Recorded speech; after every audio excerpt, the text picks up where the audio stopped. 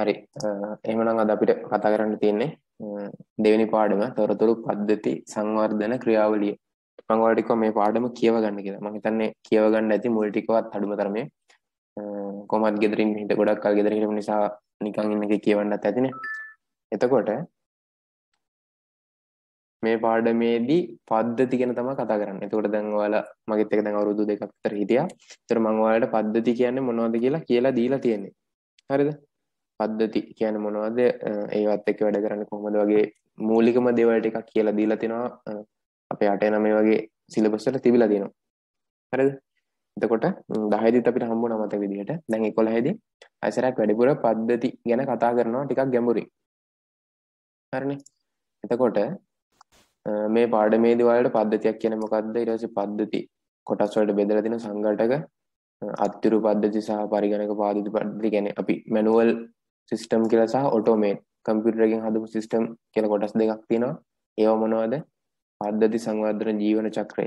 කියන්නේ පද්ධතියක් හදද්දී අර ජීවන චක්‍රයක් විදිහට යන්නේ. ඔය දන්නවනේ ජීවන චක්‍ර කියනේවා රවුමට තියෙන එක ස්ටෙප්ස් පියවරවල්. ඒ විදිහට ජීවන චක්‍රයක් විදිහට තමයි මේ පද්ධතියක් සංවර්ධනය වෙන්නේ. ඒවා පුනර්කරන බුද්ධ ජීවන චක්‍රය. ඒ වගේ දේවල් ටිකක් තමයි මේ පාඩමේදී ඔයාලට ඉගෙන ගන්න හම්බ වෙන්නේ. හරිද? මේ පාඩම ඉවරෙද්දී හොඳ දැනුමක් ඔයාලට හම්බ වෙයි. එහෙමනම් අපි බලමු ඉස්සෙල්ලාම තොරතුරු පද්ධති සංකල්පය. කියන්නේ තොරතුරු පද්ධතියක්. නැත්නම් පද්ධතියක් කියන්නේ මොකක්ද කියලා. හරිද? එතකොට මේ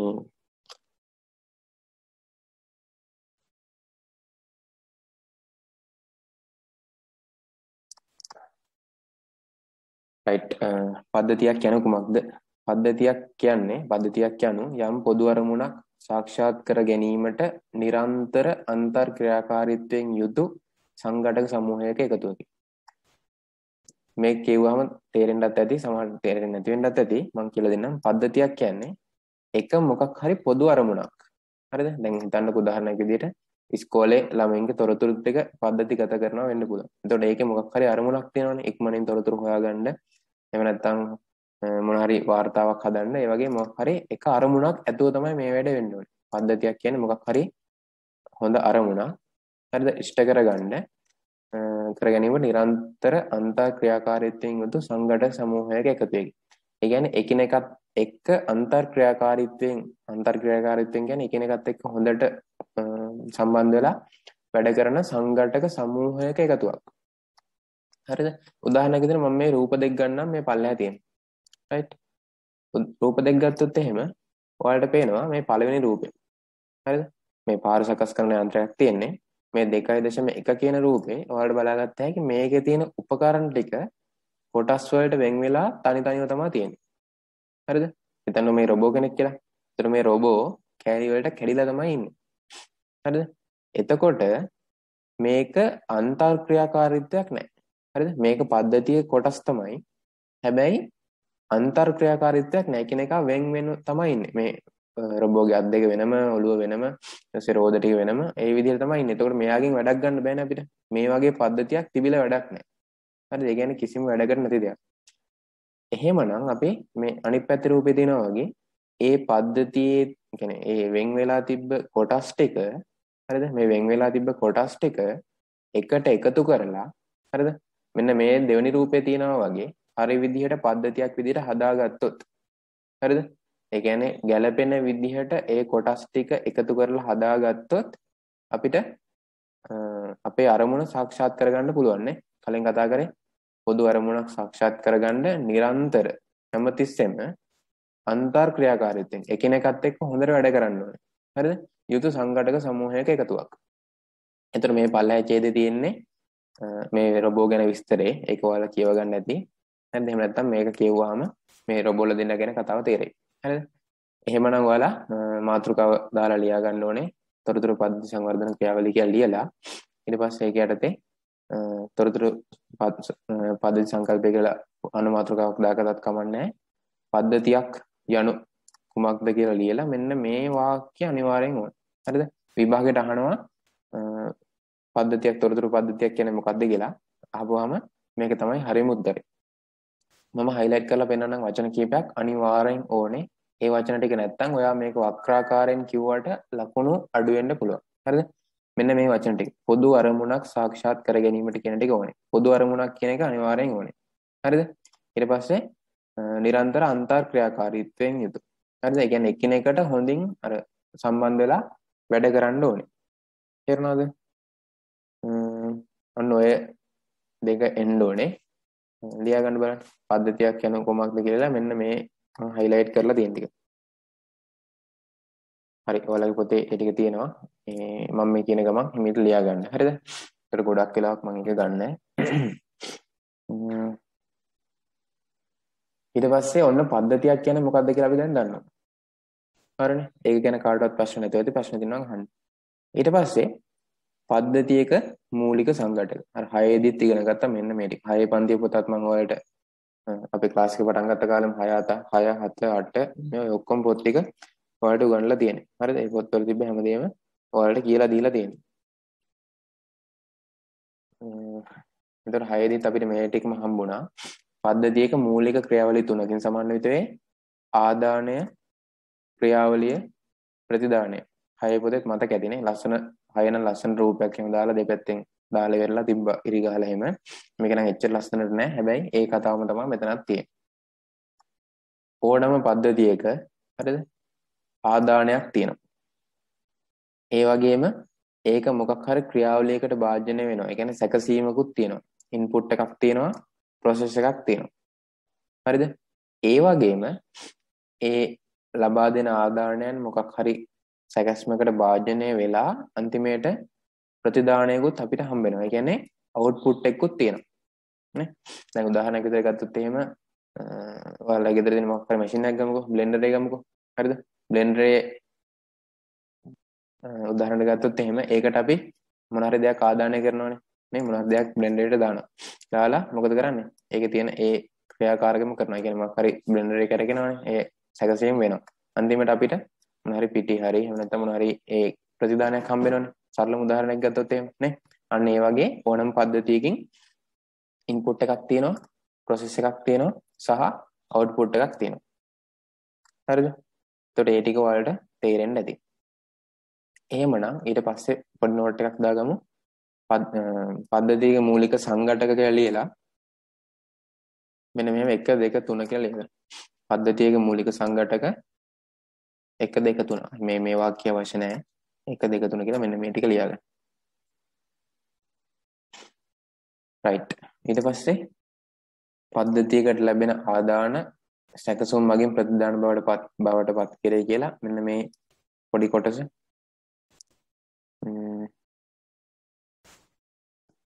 මෙන්න මේ ටිකත් දාගමු අපි. මම රතු පාටින් පෙන්ලා තියෙන්නේ. ඔය ටිකත් අපි හිමීට නෝට් එකට එකතු කරගමු. ඊට පස්සේ මෙතන උදාහරණ කීපයක් තියෙනවා. මම මෙතනින් අපි මේක බලමුකෝ. හරිද? මේක ඔයාලා ලියා ගන්න. ඒ අතර මම කියන්නම් උදාහරණයක්. දැන් පද්ධතිය වලට තමයි මේ උදාහරණ ගන්නෙ. හරිද? ඒ කියන්නේ ඔයාලගේ ඉස්කෝලේ එහෙම නැත්නම් ඔයාලගේ පාසල පද්ධතියක් ලෙස සැලකීමේදී හරිද? පද්ධතිය මොකද්ද? පාසල. හරිද? පාසලේ අරමුණ මොකද්ද මෙතන දාලා තියෙන්නේ? මේ ඔයාලා ඉන්නව නේද? මගෙත් එක්ක කතා කරනවා මම කැමති අර සාමාන්‍ය ක්ලාස් එකේ කතා කරනවා වගේ.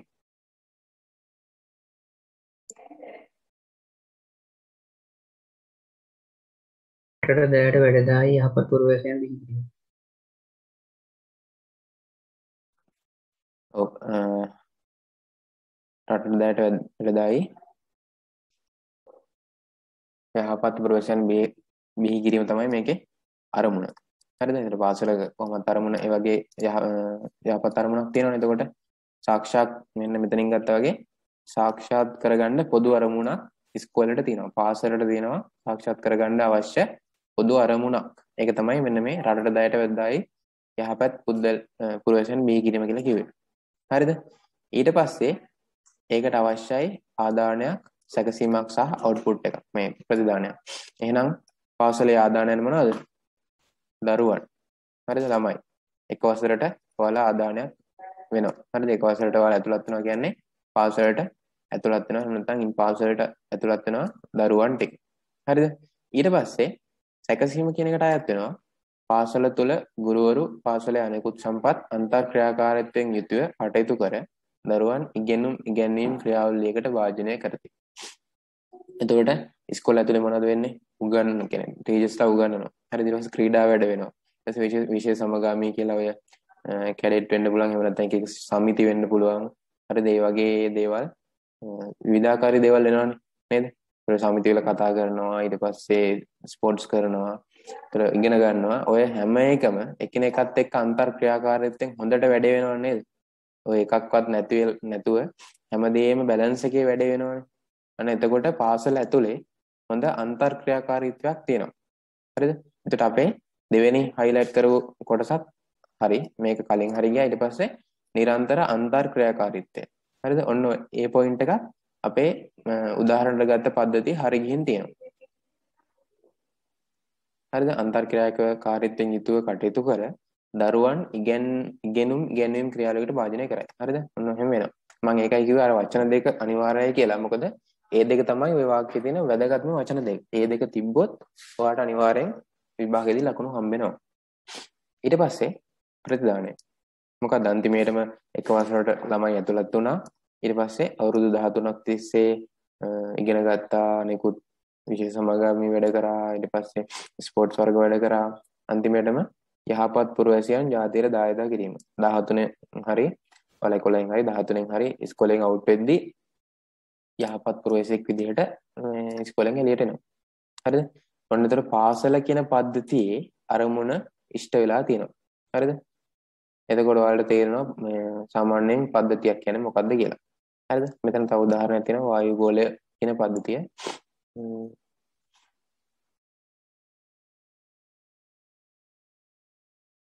ඒකත් ඔයාලා කියලා බලන්න. ඊට පස්සේ තොරතුරු පද්ධතිය. හරිද? දැන් අපි පද්ධති ගැන කතා කරා කලින්. ඊට පස්සේ ඔන්න තොරතුරු පද්ධතිය වලට ඇවිත් තියෙනවා. පද්ධතියෙන් තොරතුරු පද්ධතියට ආවා. තොරතුරු පද්ධතියක් කියලා කියන්නේ දත්ත තොරතුරු බවට පත් කරන පද්ධතියක් තොරතුරු පද්ධතියක් ලෙස හැඳින්වෙනවා. හරිද? මේකත් ලියා ගන්න තොරතුරු පද්ධතිය කියලා ලියලා මේකත් ලියලා මේක ලියවනම් ඇති. බලමු. මේකත් අපි කොකටත් ලියගමු. හරිද? කියන්නේ තොරතුරු පද්ධතිය කියලා ලිව්වා. මෙන්න මේ සෙට් එකම. තොරතුරු පද්ධතිය දත්ත තොරතුරු බවට පත් කරන පද්ධතියක් තොරතුරු පද්ධතියක් ලෙස හැඳින්වේ කියලා ලිව්වා. දත්ත සැකසීම තොරතුරු. ඔයාලා පුළුවන් තරම් මේ ඉංග්‍රීසි වචන වලට හුරු වෙන්න. හරිද? ඔය ඉංග්‍රීසි වචන නොලිය ඉන්න එපා. මේ මොකද ඕවා තමයි පාවිච්චි වෙන්නේ. හරිද? සමහරවිට මේ සැකසීම කියන එකට වඩා කෙනෙකුට තේරෙන්න පුළුවන් process කිව්වම. හරිද? අර ඒ වගේ තියෙනවා. ඒ නිසා අනිවාර්යෙන් ඔය ඉංග්‍රීසි වචන අතහැරලා යන්න නැතුව ඒවා කියවලා මතක තියාගන්න උත්සාහ කරන්න. හරි. ඒ පොයින්ට් එකත් ඔයාලා ලියා ගන්න. හරියි. හරිනේ. මම මේ කතා කරන් යනවා ස්පීඩ් වැඩි නෑනේ. කාටරි ස්පීඩ් එක වැඩි නම් මේ කියන්න කතා කරන්න බැයි නම් මේ chat එකේ මැසේජ් එකක් හරි දාන්න. හරිද? මට ඩිරෙක්ට් මැසේජ් එකක් හරි ඔක්කොම පේන මැසේජ් එකක් හරි කමක් නැහැ. මේ ස්පීඩ් වැඩි නම් කියන්න. මොනවාරි ප්‍රශ්න තියෙනවා ඒකත් අහන්න. හරිද? right. තොරතුරු පද්ධතියක් ප්‍රධාන වශයෙන් අත්තිරු තොරතුරු පද්ධති manual information system සහ පරිගණක පාදක තොරතුරු පද්ධති computer based information system ලෙස වර්ග කළ හැකිය. හරිද? ඒතර ඔයාලා දන්නවා තොරතුරු පද්ධතියක් ගත්තාම හරිද? තොරතුරු පද්ධතියක් ගත්තාම ඒක ප්‍රධාන වශයෙන් කොටස් දෙකකට බෙදන්න පුළුවන්. හරිද? තොරතුරු පද්ධතියක් ප්‍රධාන වශයෙන් කොටස් දෙකකට බෙදන්න පුළුවන්. මොනවද මේ දෙක? අත්තිරු තොරතුරු පද්ධතිය සහ පරිගණක පාදක තොරතුරු පද්ධතිය. හරිද? දැන් ඔයාලට මෙතනින් අත්තිරු කියන වචනේද හුරු මැනුවල් කියන වචනේද? අත්තිරු කියන එකද හුරු මැනුවල් කියන එකද? හරි. ගොඩක් අයට සමහරට අත්තිරු හුරු වෙන්නත් පුළුවන්. හැබැයි බහුතරයකට මෙතනින් හුරු වෙන්නේ මැනුවල් කියන වචනේ. හරිද?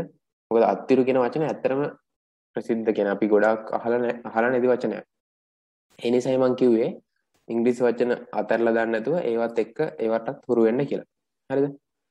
ඊට පස්සේ දැන් අත්තිරු තොරතුරු පද්ධතිය කියන්නේ manual information system. හරිද? manual system එකක් කියලා කියනවා. එහෙම නැත්නම් පරිගණක පාදක තොරතුරු පද්ධතියක් කියන්නේ computer based information system. හරිද? computer system එකක් කියලා කියන පරිගණක පද්ධතියක් එහෙම නැත්නම් manual system එකක්. ඔය වචන දෙක පාවිච්චි වෙනවා. හරිද? ගොඩක් වෙලාවලට මොකක් හරි ගොඩක් කම්පැනි වල. හරිද? එයාලා කියනවා manual system එකක් තමයි අපේ කලින් තිබ්බේ. අපි දැන් ඒක computer system එක නැත්නම් computer based system එකකට අපි මාරු වුණා. හරිද? එහෙම ඔයාලා මේ අහලත් ඇති සමහරට ඔය අයියලා කල කම්පැනිස් වල වැඩ කරනවා නම් ඒ වගේ අහලත් ඇති. AI කියන්නේ කම්පියුටර් බේස් එකක් කියන්නේ ඇක්සස් එකක් හදන එකද? නෑ නෑ. කම්පියුටර් බේස්ඩ් කියන්නේ මේ ඇක්සස් එකම නෙවෙයි. හරිද? ඒ කියන්නේ ඔය සිස්ටම් සොෆ්ට්වෙයාර්ස් වල සිස්ටම් සොෆ්ට් කියන්නේ මෙහෙමයි මේ මැනේජ්මන්ට් සිස්ටම්. හරිද?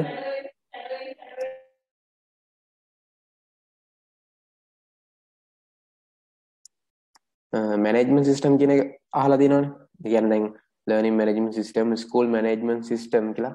හරිද? ඇක්සස් එහෙම නැත්නම් ඩේටාබේස් කියන කතාව අනිවාර්යෙන් ඕනේ. හරිද? එතකොට ඔය ඩේටාබේස් එකත් එක්ක දැන් ඩේටාබේස් එකත් එක්ක අපිට කෙලින්ම වැඩ කරන්න බෑනේ. දැන් ඇක්සස් උදාහරණ ගත්තොත් එහෙම ඇක්සස් දැන් ඔය ගොඩක් කම්පැනි වල වැඩ කරන්නේ නිකන් අර අපි දැන් ඔය ෆොටෝෂොප් වල වැඩ කරනවා වගේ, වර්ඩ් වල වැඩ කරනවා වගේ මොනවා හරි සොෆ්ට්වෙයාර් එකක් එක්කනේ. එහෙමනේ කෙලින්ම ඇක්සස් එකේ ගිහිල්ලා අර වගු පුරව ඉන්නේ නැහනේ නේ. ඒ කියන්නේ හැබැයි ඇතුලෙන් ඒ වැඩේ වෙනවා. කියන්නේ පරිගණක පාදක තොරතුරු පද්ධතියක ඩේටාබේස් එකක් තියෙනවා. ඇක්සස් වලින් හෝ එහෙම නැත්නම් වෙන MySQL වලින් වගේ හදපු ඩේටාබේස් එකක් තියෙනවා. හරිද? ඒකට ලස්සන ඉන්ටර්ෆේස් එකක් තියෙනවා. මම උදාහරණයක් විදිහට පෙන්නන්නම් මෙන්න මෙහෙම. මේ තියෙන්නේ එහෙම සිස්ටම් එකක්. හරිද? පරිගණක පාදක තොරතුරු පද්ධතියක්. හරිද? එතකොට මේක මම ඔයාලට පෙන්වන්න තියාගෙන හිටියේ මේ ලයිබ්‍රරි මැනේජ්මන්ට් සිස්ටම් එකක්. හරිද? මම ඉස්සරහට ඔයාලට මේක පෙන්වන්නම්. මේ කියන්න මේක ගැන. ඒ කියන්නේ මේක ලයිබ්‍රරි එක. දැන් ඔයාලගේ ඉස්කෝලේ ගත්තොත් එහෙම ඔක්කොම පොත්වල තියෙන්නේ. ඒතර මේක ඔක්කොම තියෙන සිස්ටම් එකේ. පොත් කීයක් තියෙනවද? ළමයි කීයක් රෙජිස්ටර් වෙලා තියෙනවද?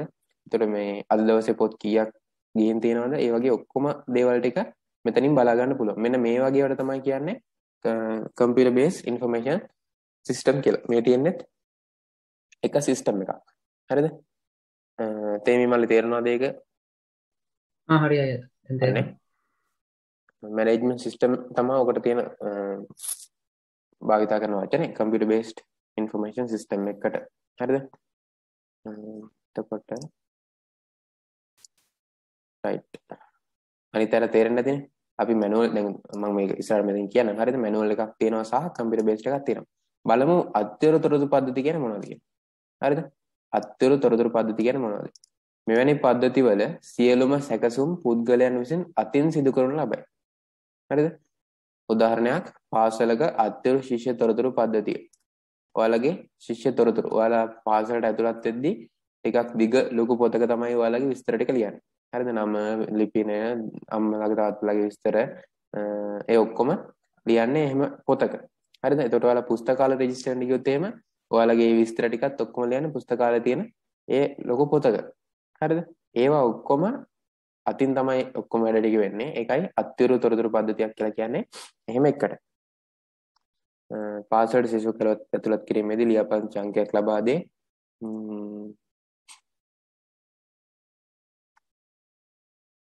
හරිද?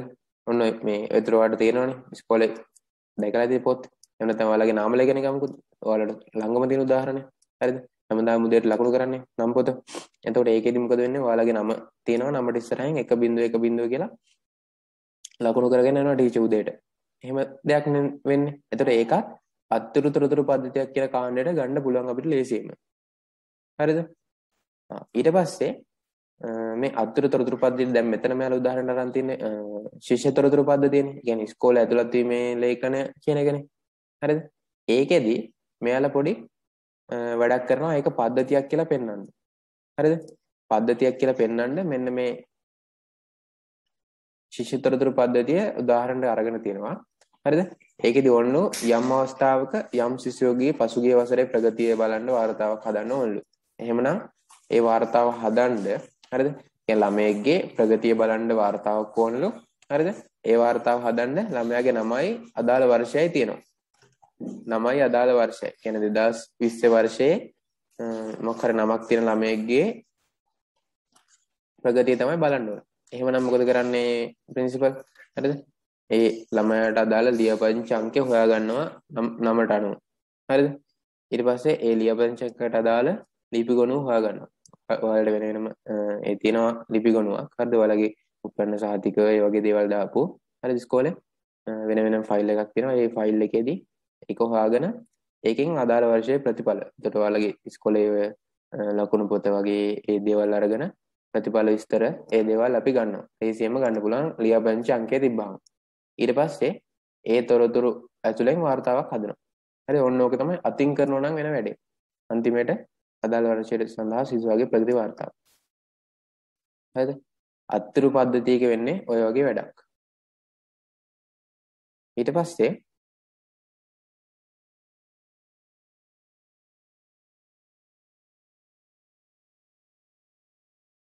මෙන්න මේක ඔයාලා හිතලා බලන්න. හරිද? මම පස්සේ අහන්නම් මේක කොහොමද මේ බැලුවේ කියලා. හරිද? ප්‍රශ්නයක් විදිහට වුණත් මේක මට දෙන්න පුළුවන් මම බලන්නම් ඒක. හරිද? ඒතර මේ ඔයාලගේ පොතේ තියෙන ක්‍රියාකාරකම් මෙහෙම ලියලා මේ පොත කරත් අර තමන් හිතින් හරි හිතලා ඒ දේවල් කරගෙන යන්න. හරිද? මොකද මේ වගේ ඔය පාර විභාග වලට ඔය O level සමහර රචනා ප්‍රශ්න වලට එහෙම එක එක කොටස් ගන්නවා.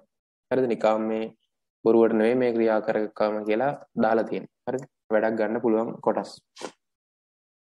ඊට පස්සේ පරිගණක පාදක තොරතුරු පද්ධතිය. ලියා ගන්න මම කියන්නම්. හරිද? පරිගණකයක් ආශ්‍රයෙන් දත්ත තොරතුරු බවට පත් කරන පද්ධතියක් පරිගණක පාදක තොරතුරු පද්ධතියක් කියලා කියනවලු. හරිද? පරිගණක පාදක තොරතුරු පද්ධතියට යලා උදාහරණ අරන් තියෙන්නේ පාසලේ පුස්තකාල පද්ධතිය. හරිද?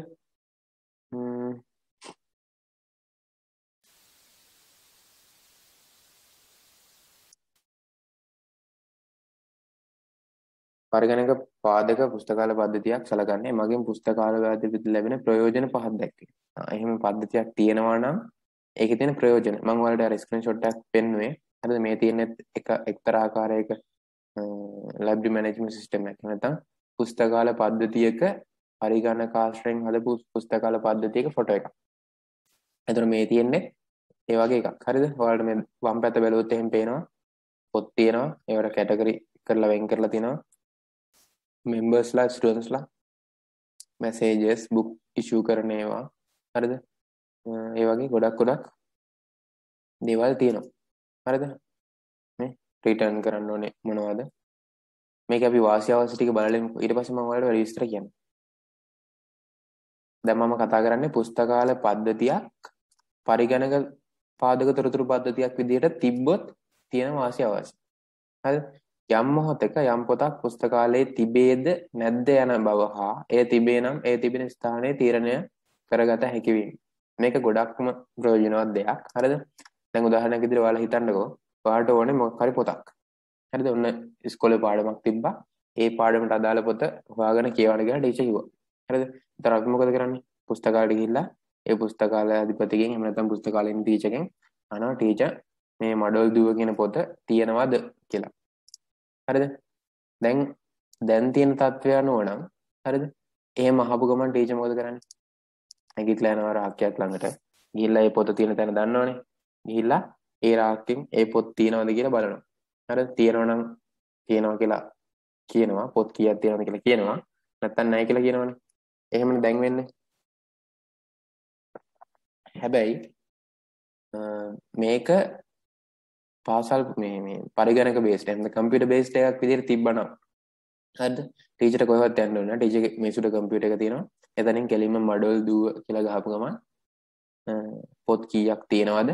හරිද? يعني පුස්තකාලෙටම පොත් කීයක් තියෙනවද? ඒ පොත් කීයෙන් දැන් හිතන්න පුස්තකාලෙට මඩොල් දුව පොත් 10ක් තියෙනවා. 10න් පොත් 5ක් ළමයි අරන් ගිහිල්ලා. හරිද? තව පොත් 5ක් තියෙනවා 35 වෙනි රාක්කේ තියෙන තැනත් එක්කම ඒක ඩේටාබේස් එකේ තියෙනවා. හරිද? ඊට පස්සේ දැන් හිතන්නකෝ පොත් 5ක් අරන් ගිහපු ළමයින්ගේ විස්තරات එතනම පෙන්නනවා. අර ඒ විදිහට ගොඩක් ලේසි කම්පියුටර් බේස්ඩ් වුණා නම් මේ සිස්ටම් ටික. හරිද? මම කියන එක තේරෙන්නේ නැති ඔයාලට. පුස්තකාලේ පොත් කීයක් තියෙනවද? ඒ පොත් කොහෙද තියෙන්නේ? ඊට පස්සේ පොත් නැත්තම් ඒවා අරන් ගිහිල්ලා තියෙන්නේ කවුද? ඒවා ආපෝසරයක් ගෙනත් දෙන්නේ කවද්ද? දැන් ඔයාලා පොතක් ගත්තම සති දෙකයිනේ තියාගන්න පුළුවන්. ඒතර අර ලකුණු කරන කාඩ් එකේ තියෙනවනේ මෙදා සිට මෙදා දක්වා කියලා. හරිද? එතකොට ඒ දිනේට අපි අපෝ ගෙන් දිනන සාමාන්‍යයෙන්. එතකොට මේ මඩොල් දුව කියන පොත මෙන්න මේ සතියේ මේ දිනේට ආපහු සැරයක් අපිට හම්බ වෙනවා. ඒකත් එක්කම ඒ ටීචර්ට හරිය එහෙම නැත්නම් පුස්තකාලයාධිපතිට බලා ගන්න පුළුවන්. ඒක කම්පියුටර් බේස්ඩ් වුණා නම්.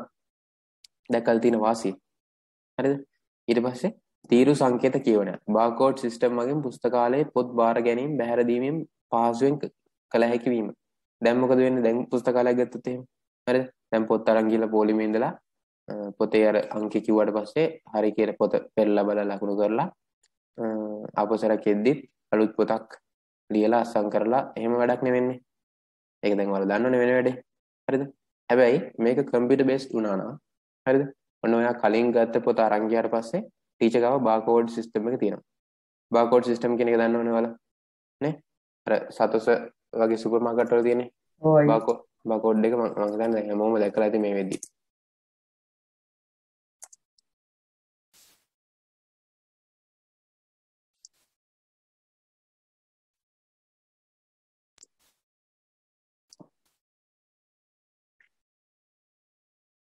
මේ තියෙන බාකෝඩ් එක කියන්නේ මේකනේ. හරිද? මේ වගේ මැෂින් එකකින් අල්ලනවා. හතු පාට එලියක් යන විදියට මේක ඇල්ලුවට පස්සේ බාකෝඩ් එකට ඒකේ තියෙන අංකය කියවලා ISBN අංක දැන් පොතක් ගත්තොත් එහෙම නම් ISBN අංකයනේ තියෙන්නේ. ඒ අංකය එයා කියවලා කීක් ගල සද්දෙකුත් එක්ක ඒක ඩේටාබේස් එකේ සටහන් වෙනවා. හරිද? ඒ කියන්නේ පොත අපිට හම්බුණා කියලා. ඊට පස්සේ පොත අරගෙන ආපස්සට පුස්තකාලයෙන් එළියට යද්දිත් වෙන්නේ අර බාකෝඩ් එක බාකෝඩ් රීඩර් එකේ බාකෝඩ් එකට අල්ලපු ගමන් කීක් ගල සටහන් වෙනවා. ඔයාගේ අංකයට ඒ පොත ගත්තා කියලා සලකුණු වෙනවා. හරිද? ඒක හරිම ලේසි පොත් බාර දෙන්න සහ පොත් අරන් යන්න. ඊට පස්සේ පොත් ප්‍රමාද ගාස්තු සංක්‍රියව ගණනය කරගත හැකි වීම. දැන් නම් වෙන්නේ පොත දෙන්න පරක් වුණොත් එහෙම දවස් ගානට ඒ දවසකට ගන්න රුපියල් ගාන වැඩි කරලා ගන්න කෙනෙක්.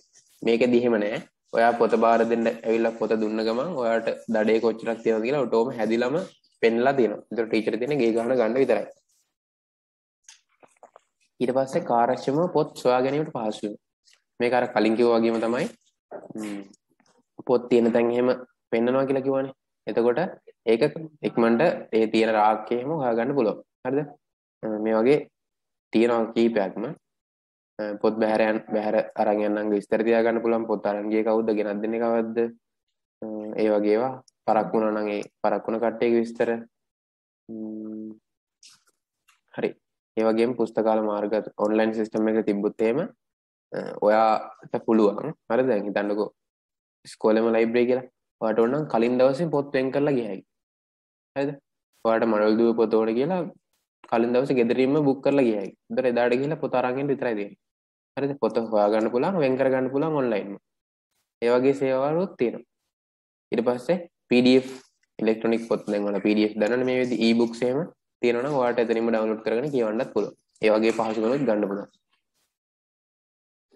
ඊට පස්සේ තව වැදගත් දෙයක් තමයි මේ මුළු ඉස්කෝලේම සිස්ටම් වෙලා තිබ්බොත් ඒ කියන්නේ ඔයාලගේ මුළු ශිෂ්‍ය තොරතුරු ඊට පස්සේ පුස්තකාලය ඒ වගේ හැම දෙයක්ම සිස්ටමැටික් වෙලා තිබ්බොත් එහෙම කම්පියුටර් බේස්ඩ් වෙලා තිබ්බොත් එහෙම අර අස්වීම ගන්න වෙලාවට ඔයාලට කොලයක් දෙවන්නේ පුරවන්න පුස්තකාලයෙන් අස්සම් කරගෙන එන්න අර ක්‍රීඩා ස්තර්ගයෙන් අස්සම් කරගෙන එන්න ඒ වගේ කියලා. ඒ කියන්නේ ඉස්කෝලේ මේ පුස්තකාලේට පොත් ඔක්කොම බාර දීලා තියෙන්නේ ක්‍රීඩා බඩු මුකුත් Taman ළඟ නැහැ අර ඒ වගේ කියලා.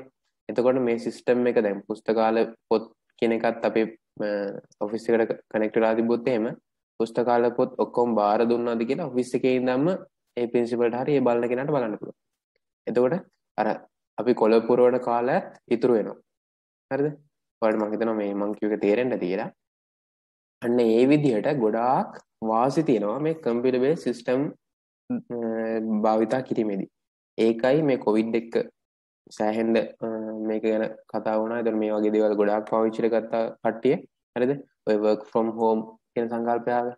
ඊට පස්සේ ඔය distance එහෙම නැත්නම් online system වලට සෑහෙන ලොකු තැනක් ආවා ලංකාව ඇතුළේ. කලින් නම් ඕවා ගණන් ගත්තෙත් නැහැ, පිළිගත්තෙත් නැහැ ගොඩක් කට්ටිය. හරිද? IT කියන එක එච්චරම ලංකාවේ ගණන් ගන්න විදිහට තිබෙන්නේ නැහැ. හැබැයි දැන් නම් හොඳ තැනක් තියෙනවා ලංකාවේ IT වලට. හරිද? මේ ශේෂ්ත්‍රයෙන් ගොඩක් ඉස්සරහට යන්නත් පුළුවන්. දැනට හොඳ පිළිගැනීමක් තියෙනවා. හරිද? මේ කොරෝනා හින්දා තමයි ඒක අපිට හම්බෙලා තියෙන්නේ. හරිද? ඔන්න විදිහට සිස්ටම්ස් මේ ගොඩාක් හැදිලා තියෙනවා. ගොඩක් ඔය කම්පැනිස් එහෙම ඔන්ලයින් සිස්ටම් ක්‍රමයට තමයි දැන් එයාලා වැඩ කරන්නේ. ඒ කියන්නේ එයාලගේ පොත් ඔක්කොම තියෙනවා ඔන්ලයින් කරලා තියෙන්නේ. එතකොට තමන්ට ගෙදර ඉඳන්ම ඒ account එකට log වුණා, user name password මේවා කරලා තමන්ගේ තියෙන වැඩ ටික කරා. හරිම ලේසියි. ඉක්මනින් වැඩේ කරන්නත් පුළුවන්. right? එහෙමනම් අපි කතා කරා අත්තිරු තොරතුරු පද්ධතිය සහ පරිගණක පාදක තොරතුරු පද්ධතිය ගැන. මේක ගැන පුංචි නෝට් එකක් දාගමු. මේ දෙක කියන්නේ මොකක්ද කියලා විතරක්.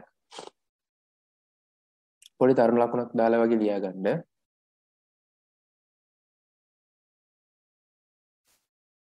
තොරතුරු පද්ධතියක් ප්‍රධාන වශයෙන් අත්තිරු තොරතුරු පද්ධතිය සහ පරිගණක පාදක තොරතුරු පද්ධතිය වර්ග කළ හැකිය. නැත්නම් පද්ධති ලෙස වර්ග දෙකකි. හරි එහෙම ලියාගන්න. මෙන්න මේ වාක්‍යය වෙන්නේ. තොරතුරු පද්ධතියක් තමයි මේ වර්ග කරේ කියලා. ඊට පස්සේ එක දෙක දාලා ලියුවත් කවන්නේ කොහොම හරි අත්තිරු තොරතුරු පද්ධතිය කියලා ලියලා ඒක ඉස්සරහින්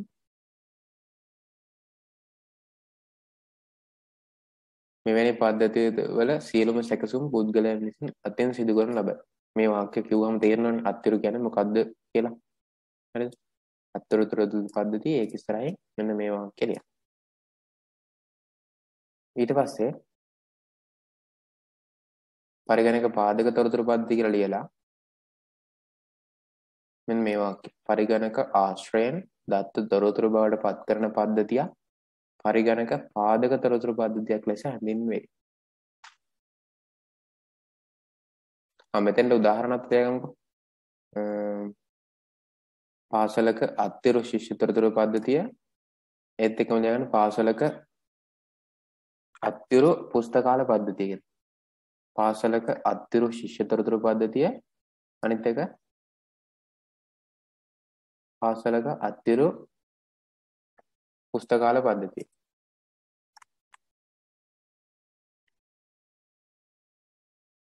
මෙන්න මේ දෙක.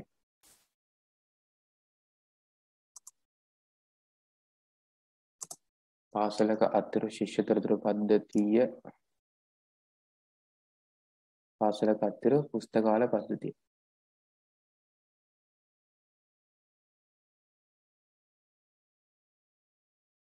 හරි නේද?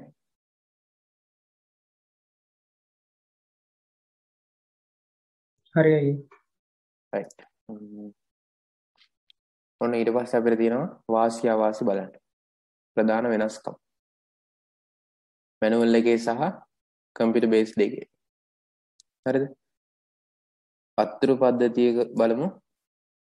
දත්ත සැකසීමෙන් තොරතුරු ලබා දීම පුද්ගලයා හස්තියව සිදු කරන නිසා දෝෂ සිදුවීමට ඇති ඉඩකඩ වැඩිය. අනිත් එක ගත්තොත් එimhe සකසන ලද වැඩසටහනක අනුව තොරතුරු ලබා දෙන බැවින් දෝෂ ඇතිවීම අවම වේ. අත්තිරු එකක් ගත්තොත් එහෙම හැමදේම වෙන්නේ අති. හරිද? ළමයෙක්ගේ නම ලියද්දී අකුරක් දෙකක් වෙනස් වෙන්න පුළුවන්. උපන්දිනය ලියද්දී ඉලක්කමක් වෙනස් වෙන්න පුළුවන්. සාමාන්‍ය දේවල් අපිට වරදිනවනේ මිනිසුන්ට. එතකොට අත්තිරු පද්ධතිය වල දෝෂ වෙන්න තියෙන ඉඩකඩ වැඩි. ඒක ඔයාලට තේරෙනවා. හැබැයි කම්පියුටර් බේස්ඩ් එකේ නැත්නම් පරිගණක පාදක තොරතුරු පද්ධතියක දෝෂ වෙන්න තියෙන ඉඩකඩ ඉතාමත් අඩුයි. නිකන් 100ට එකක්වත් වෙන්න බැරි තරම්. හරිද? මොකද ওই වැඩසටහන හදන කට්ටිය ඉස්සරහට කතා කරනවා කොහොමද හදන්නේ කියලා. හදද්දී ක්‍රම ගණනාවක් එයාලා ෆලෝ කරනවා. හරිද? සෑහෙන ක්‍රම ගොඩකට එයාලා මහන්සි වෙලා තමයි ඔය වැඩසටහන හදන්නේ.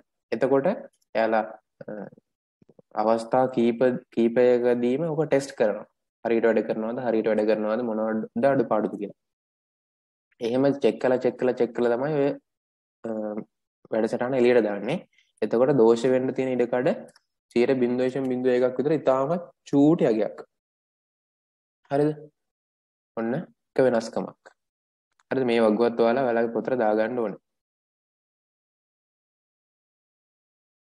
මොකද විභාගයට අහන්න පුළුවන් අත්තිරු පද්ධතිය සහ පරිගණක පාදක තොරතුරු පද්ධතිය අතර වෙනස්කම් පැහැදිලි කරන්න කියලා. අයියා ඔය ටික කෙටි කරලා ලියන්න පුළුවන්නේ? ඔව් ඔයාලගේ වචන ලියන්න. දැන් මේ තියෙන වචනෙන් මේ විදිහටම අවශ්‍ය නැහැ. හරිද? ඔයාලගේ වචනෙන් මේ ඔයාලට කියන්නේ සාමාන්‍යයෙන් අපි විභාගයට උත්තර ලියද්දී පොතේ තියෙන 100%ක් ඒ විදිහට ලියවෙන්නේ නැහැ නේ කවදාවත්. හරිද? තමන් පාඩම් කරලා ලියන විදිහක් තියෙනවනේ. ඒ විදිහට තමන්ගේ නෝට් එක හදාගන්න. හරිද? හරි. ඊට පස්සේ තොරතුරු සකසා ගැනීම සඳහා වැඩි කාලයක් ගත වේ. දැන් අත්තිරු සිස්ටම් එකක්. දැන් ඔයාලා දන්නවා ලංකාවේ මොකක් හරි කම්පැනි එකක වැඩට ගියොත් එහෙම මේකට මොකක් හරි වැඩක් කරගන්න කොච්චර වෙලාවක් යනවද කියලා. ඒක මොකද ඒ ඔක්කොම මැනුවල් අතින් තමයි වැඩ වෙන්නේ. ඒ නිසා සෑහෙන වෙලාවක් ගත වෙනවා. හැබැයි කම්පියුටර් බේස්ඩ් එකක් පරිගණක පාදකයක් ගත්තොත් එහෙම ඉතාමත් අඩු කාලයකින් හරිද? ඉතාමත් අඩු කාලයකින් තොරතුරු සකසා ගත හැකියි. හරි දැන් ඔයාලා උදාහරණයක් විදිහට ගමුකෝ අර පුස්තකාලෙනේ.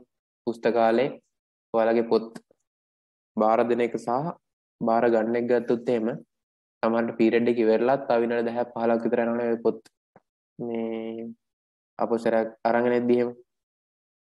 හැබැයි පරිගණක පාදකයක් තිබුත් අර බාකෝඩ් එකෙන් ස්කෑන් කරන වෙලාව විතරයි යන්නේ. අර සුපර් මාකට් එකට ගිහලා බඩු ගද්දි කීක් ගාලා මේව කරගත්තා. ඒ වගේ ඉතාමත් සුළු වෙලාවක් තමයි යන්නේ. ඒතර ඔයාලට තේරෙනවා ඇති කොච්චර කාලයක් ඉතුරු කරගන්න පුළුවන්ද කියලා.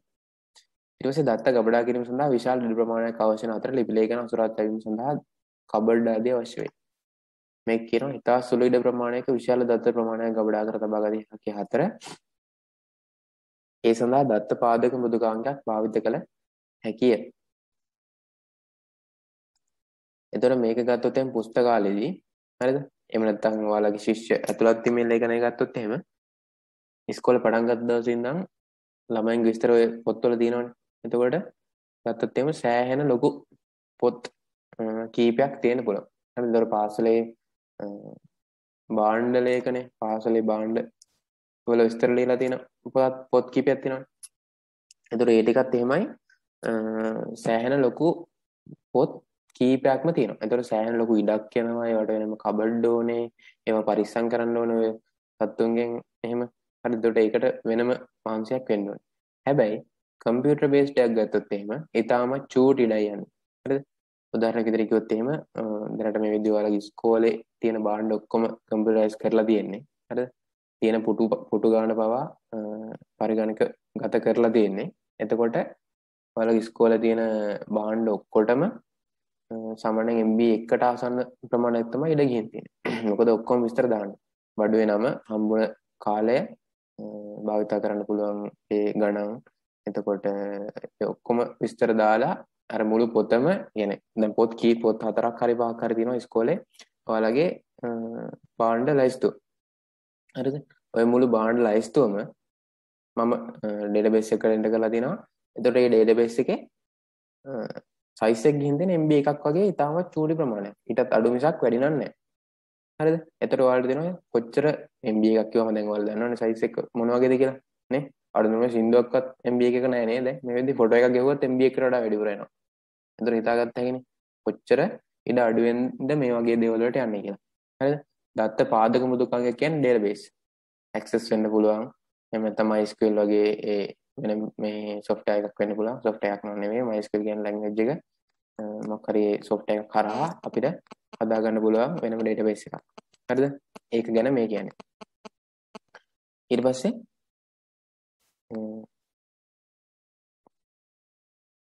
ලසන්ත සිග්නල් නැද්ද? මෙසේජ් එකක් දාලා බලන්න මම චුට්ටක්. මොකද කරන්නේ? බලනවාද? බලන්නේ. ඔය චුට්ටක් බලන්නකො මෙසේජ් එකක් දාලා.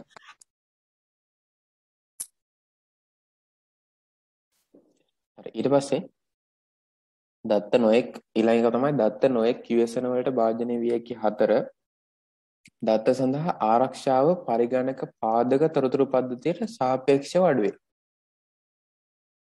සත්තුන්ගෙන් හානි වෙන්න පුළුවන්. හරිද? එහෙම නැත්නම් තව මොනවද? හදිසියේ ගිනි ගත්තොත් එහෙම ඒ තියෙන මොකක් හරි මේ ශාලාව හරි ඒ මොකක් හරි ඔෆිස් එක එහෙම වෙන්න පුළුවන්. එහෙම නැත්නම් ওই ගම් වතුර වගේ තියෙන පැති වල නම් එහෙම මොන හරි කරදර වෙන්න පුළුවන්. ඒ වගේ ව්‍යසන වලට භාජනය වෙන්න පුළුවන්. හරිද? එහෙම නැත්නම් හදිසියේ ඔය නිතර නිතර පාවිච්චි කරන වගේ වෙලා නැති වෙලා යන්නත් පුළුවන්. හරිද? ඔය අත්වලම ගෑවිලා අර දිය වෙලා යනවා වගේ එහෙම වෙන්නත් පුළුවන්. හරිද? ඒවා තමයි අත්තුරු පද්ධතියේ අවාසි. හැබැයි කම්පියුටර් බේස්ඩ් එකක් නම් ඔයාලට පුළුවන් ඒකේ බෑකප්ස් තියාගන්න. එහෙම නැත්නම් උපස්ථ පිටපත්. ඔන්න සිංහල වචනේ උපස්ථ පිටපත්. හරිද? ඒකට වඩා අපිට හුරු වෙන බෑකප් එකක් කිව්වම නේ බෑකප්ස් දාලා තියාගන්න පුළුවන්.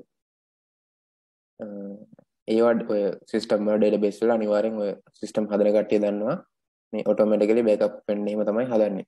හරිද? නැත්නම් මැනුවලි හරි සතියෙන් සතිය හරි මාසෙන් මාස හරි ඒ වගේ බෑකප්ස් තියාගන්නවා. මොකද අනිවාර්යයෙන් මේවා අවශ්‍ය නිසා. දැන් මේ දවස්වල නම් කතාවකුත් තියෙනවනේ ඔය ඩේටාබේස් මැකිලා කියලානේ ප්‍රවෘත්ති බලන කට්ටිය දන්නවා නැති. මේ බෑකප් නැතුව එහෙම ප්‍රශ්නකුත් තිබිලා තියෙනවා. ඒ වගේ එහෙම ප්‍රශ්න වෙනවා. ඒ නිසා බෑකප් අපි හදලා තියාගන්නවා.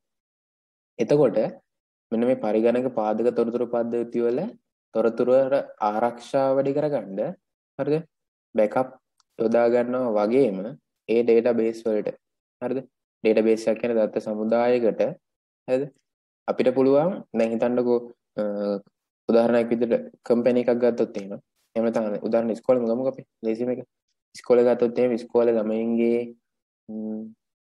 ළමයින්ගේ පැමිණ ඇතුළත් වීමේ ලේඛනය. ළමයින්ගේ ඇතුළත් වීමේ ලේඛනය ඔන්න කම්පියුටරයිස් කරලා තියෙනවා. හරිද? ඔය ඩේටාබේස් එකට ප්‍රින්සිපල්ටත් ලොග් වෙන්න පුළුවන් වෙනවා. ඒක බලන ටීචර්ටත් ලොග් වෙන්න පුළුවන් වෙනවා. හරිද? ළමයෙකුත් ඔගේ මොන හරි දෙයක් කරනවා කියලා හිතමුකෝ. එතකොට ළමයාටත් ලොග් වෙනවා. හිතමුකෝ ඉස්කෝලේ මොකක් කර ළමයෙක් තමයි ওই වැඩ ටික මේන්ටේන් කරගෙන යන්නේ. හරිද? එහෙම කරන ඔයාලා දන්නවා ඉතින් එහෙම ඉස්කෝලේ සාමාන්‍යයෙන් ඔය ළමයි උදව් කරනවා කියලා ඒ වැඩ වලට.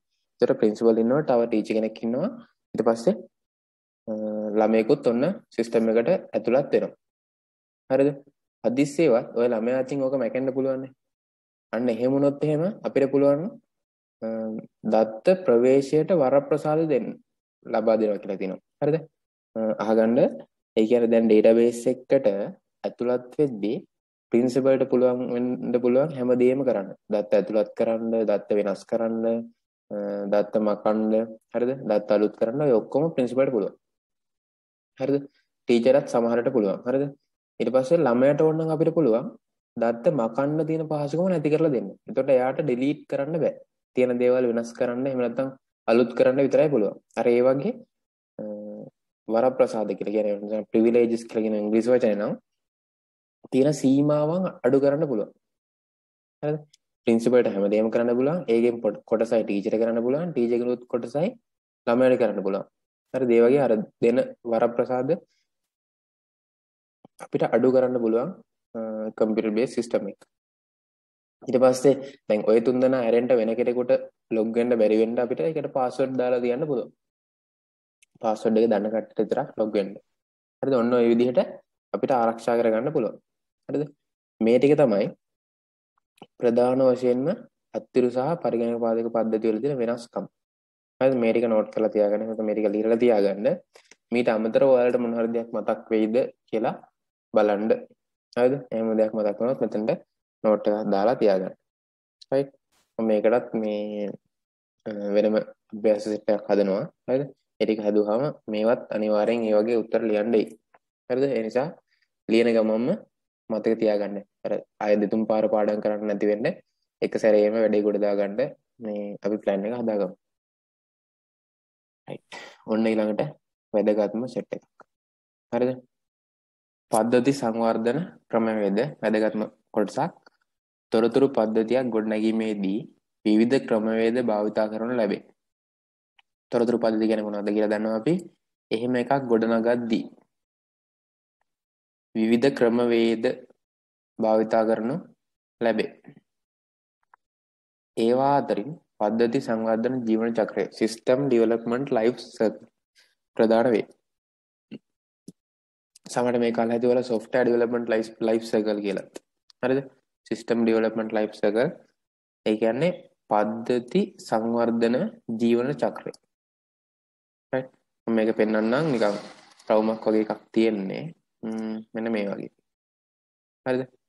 මේ software development life cycle එහෙම නැත්නම් system development life cycle ඔය කියන නම් ටික මේ system development life cycle කියලා තියෙනවා software development life cycle කියලා තියෙනවා. එතකොට නිකන් මේක රවුමක් වගේ තමයි තියෙන්නේ. මෙතන වලට Google එකේ images වල search එකක් දැම්මම system development life cycle කියලා ඕන තරම් බලාගත්තා. හරිද? ඒතර මේ තියෙන්නේ මේකේ පියවර වල. 1 2 3 4 5 6 මේ පියවර වල ටික තමයි තියෙන්නේ. right?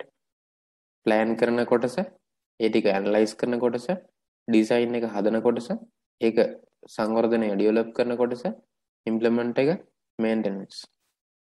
ඔය විදිහට කොටස් ටික තියෙනවා.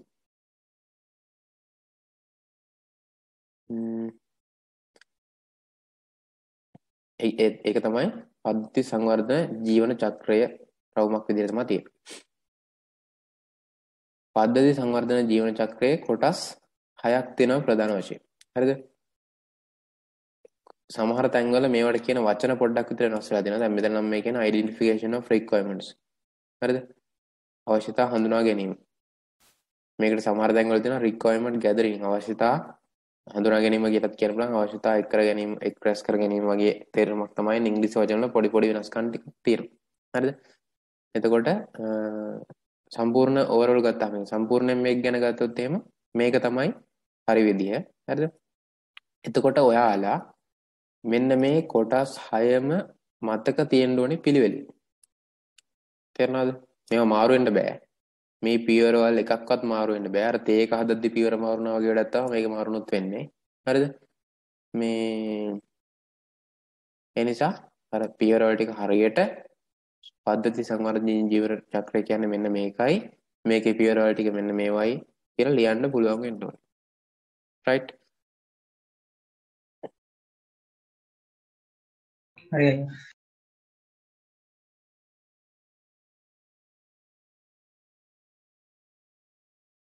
ඊට පස්සේ මාතෘකාව විදිහට වල ලියා ගන්න පද්ධති සංවර්ධන ක්‍රමවේද කියලා ලියලා ඉස්සෙල්ලා තොරතුරු පද්ධතියක් ගොඩනැගීමේදී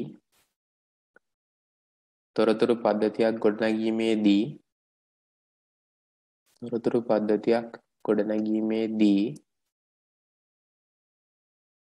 විවිධ ක්‍රමවේද භාවිතා කරන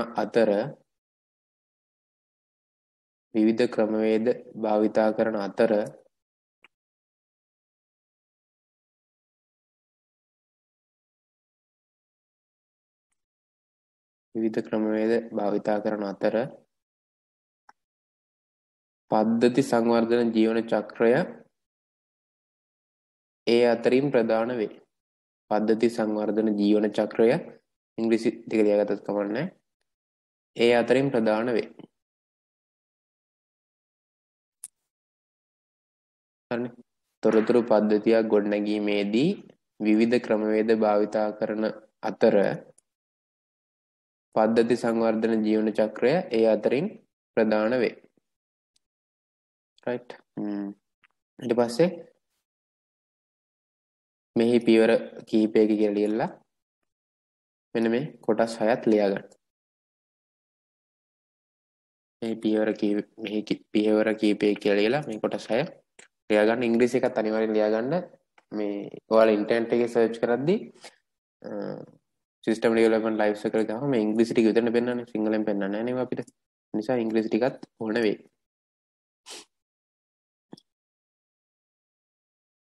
හරි මේක කියව ගන්න ඇති අවශ්‍යතා හඳුනා ගැනීම. හරිද? ඒ කියන්නේ මොන හරි අවශ්‍යතා ටිකක් අපි හඳුනා ගන්න ඕනේ. මොනවද කියලා බලමු. විසඳුම් සැලසුම් කිරීම. හරිද? අවශ්‍යතා හඳුනාගත් අවශ්‍යතාවලට විසඳුම් ටික සැලසුම් කරන්න ඕනේ. මොන සැලසුම් කරලා තමයි කේතකරණය කරන්නේ. කෝඩින් කරන්නේ ඊට පස්සේ තුන්වෙනි පියවරේ තමයි කෝඩින් තියෙන්නේ. ඒ කියන්නේ අපිට software එකක් හදන්න කිව්ව ගමන් එහෙම නැත්නම් system එකක් හදන්න කිව්ව ගමන් එකපාරට ගිහලා කම්පියුටර් ඉස්සරහින් ඉඳ ගන්න නැහැ. හරිද? ඊට කලින් සතියක් දෙකක් විතර කරන්න වැඩ තියෙනවා. දැන් උදාහරණයක් විදිහට ඔයාලා හිතන්නකො ඔන්න මෙතන ඉන්න කට්ටිය දැන් මෙතන ඉන්නවනේ 7 දෙනෙක් මාත් එක්ක. හරිද? ඔන්න අපි 7 දෙනා softwares හදන කම්පැනියක් දානවා. හරිද? දැන් මේ software හදන කම්පැනියට එනවා වැඩක්. හරිද? මේ එක්කෙනෙක් ඇවිල්ලා කියනවා මගේ කම්පැනියට මේ මට සිස්ටම් එකක් හදාගන්න ඕනේ. මට ඒක මෙන්න හදලා දෙන්න කියලා කියනවා. හරිද? කිව්ව ගමන් හරි කියලා ගිහලා කම්පියුටර් ඉස්සරහින් ඉඳ ගන්න හදනවා. හරිද? ඒකට කරන්න වැඩ ටිකක් තියෙනවා. ඉස්සෙල්ලාම යාලත් එක්ක ගිහලා කතා කරලා අවශ්‍යතා හඳුනා ගන්න ඕනේ. ඊට පස්සේ ඒවා සැලසුම් කරන්න ඕනේ. කරන්න පුළුවන් දේවල් මොනවද බැරි දේවල් මොනවද කියලා. සමහරට ඒ එන එක්කෙනා කියන්න පුළුවන් මේ කම්පියුටර් නිකන් අර කරන්න බැරි දේවල් එයාට ඕනේ කියලා. හරිද? නිකන් අර හඳ අල්ලන්න ඉර අල්ලන්න බෑනේ කම්පියුටර් වලින්. හරිද? ඒ වගේ දේවල් කරන්න බෑනේ. එතකොට ඒ වගේ කරන්න බැරි දේවල් අයින් කරලා කරන්න පුළුවන් දේවල් ටික විතරක් හඳුනාගෙන ඒවා සැලසුම් කරන්න ඕනේ. ඊට පස්සේ තමයි අපි කෝඩින් කරන්න පටන් ගන්න. ඛේදකරණය පටන් ගන්න තුන්වෙනියට. හරිද? ඔන්න ඊට පස්සේ ඛේදකරණය කරගෙන යනවා. ඊට පස්සේ අපි ඛේදකරණය අන්තක් දුරට ඉවරනාට පස්සේ පරීක්ෂා කරලා ඒ වගේ දෝෂ ඉවත් කරන්න ඕනේ. පරීක්ෂා කරනවා, දෝෂ ඉවත් කරනවා. ඊටසේ ඔන්න ඔය ටික වෙනවා. ඊට පස්සේ තමයි පද්ධතිය පිළිහිටවල නඩත්තු කරගෙන යන්නේ. හරිද? සාමාන්‍යයෙන් මේ සමහර ලොකු සිස්ටම්ස් හදන්න අවුරුදු ගණන් පවා යනවා. අවුරුදු දෙකට දෙකකට විතර ප්ලෑන් හදන ඒවාත් තියෙනවා. මාස 6ට 4 හදන ඒවාත් තියෙනවා. අඩුම ඉතින් මාස 2ක් 3ක්වත් යනවා මේ වැඩවලට. සතියෙන් දෙකකින් නම් මේවා ඉවර වෙන්නේ නැහැ කීයටවත්. හරිද? එතකොට මේවා සෑහෙන දීර්ඝ කාලීනව යන වැඩපිළිවෙළවල්.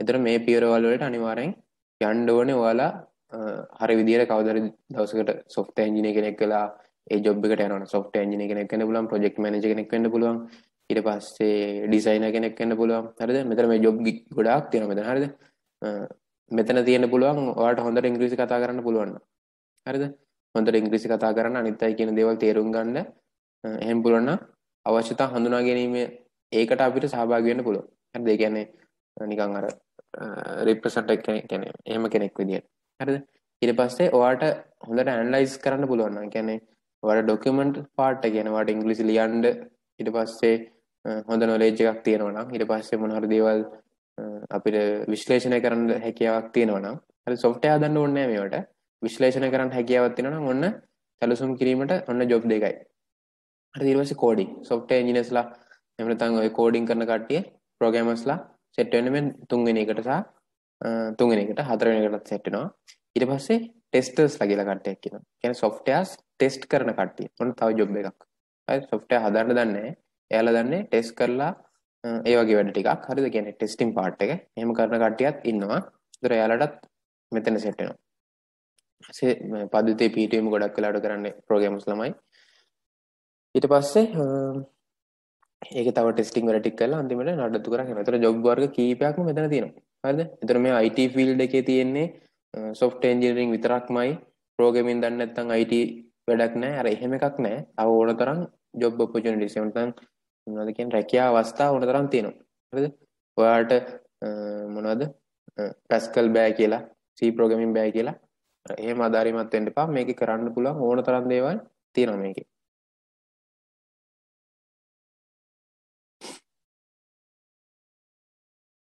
කම්පැනි එක CEO CEO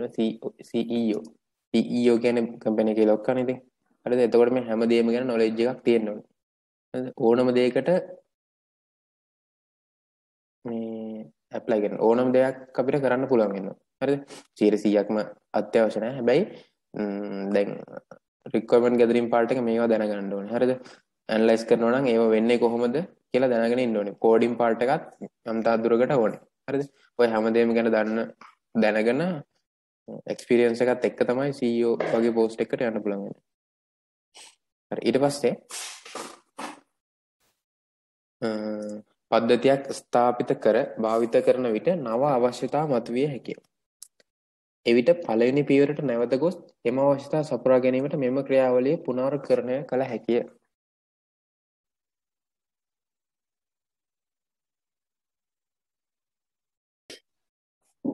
එතකොට ඔයාලට මම කියන්නේ අපේ කම්පැනිට ආවා software එකක් හදන්න. හරිද? අපි හදාගෙන යනවා. ඒ හදපු එක්කෙනා මේක හදාගෙන කාලයක් ඇද්දි එයාට හිතෙනවා මට මෙහෙම තව ටිකක් මේක වෙනස් කරගත්තා නම් හොඳයි. දැන් අපි හදාගෙන යන විදිහට හරිද? එයාට හිතෙන්න පුළුවන් තව මට මෙන්න මේ කොටසත් මේකට ඇඩ් කරගත්තා නම් හොඳයි කියලා හිතෙනවා. කියලා කිව්වහම අපිටත් හිතෙනවා ඒකත් එයාට ඕන නම් අපි ඒකත් කරන්නම් කියලා කියනවා. හරිද?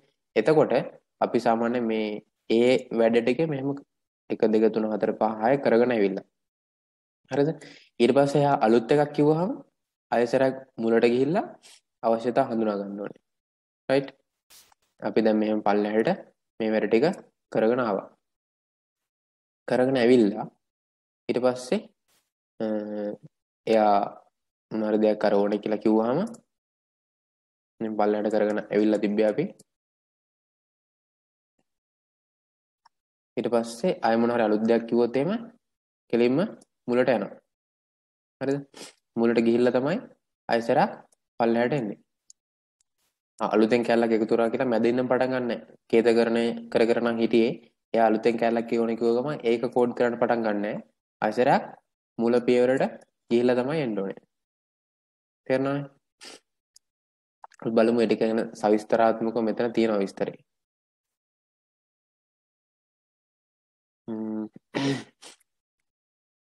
මේක ගොඩක් කට්ටිය අර මතක තියාගන්න තියෙන කරුණු වැඩි කියලා අතාරිනවා. හැබැයි අතාරින්න එපා. මේක ඊටමත් වැදගත් කොටසක්. හරිද? මොකද ඔයාලා A level වලට ගියත් මේ ටික ආයෙ ඉගෙන ගන්න තියෙනවා. හරිද? ඊට පස්සේ A level IT කරා. ඊට පස්සේ වෙනම කෝස් එකක් කරාත් software engineering කියලා ඉගෙන ගන්න තියෙන්නේ මේකම තමයි. හරිද? කැම්පස් එකට ගියත් කැම්පස් එකෙත් software engineering කියලා ඉගෙන ගන්න තියෙන්නේ මේ සෙට් එකමයි. හරිද? ඒ නිසා ඔයාලා පළවෙනි පාරම මේක හරියට ඉගෙනගෙන හරියට මතකයි නම් අය බය වෙන්න දෙයක් නැහැ. මේ ඒ තැන්වලදී බය නැතුව මේවට මුණ දෙන්න පුළුවන්. හරිද? ප්‍රශ්නයක් ඇහුවත් ඒ වෙලාවට ඕන උත්තරයක් දී ගත්ත හැකි මේවා දැම්මම ඉගෙනගෙන තියෙනවා නම්. රයිට්?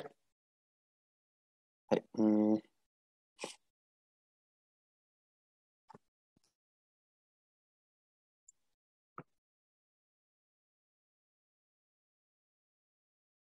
මොන පද සංවර්ධන ජීවන චක්‍රයේ පියවර පළවෙනි එක තමයි අවශ්‍යතාව හඳුනා ගැනීම. මේ ටිකත් ඔයාලා කියව ගන්න ඇති. මොකද මෙච්චර කාලයක් ගෙදරනේ හිටියේ.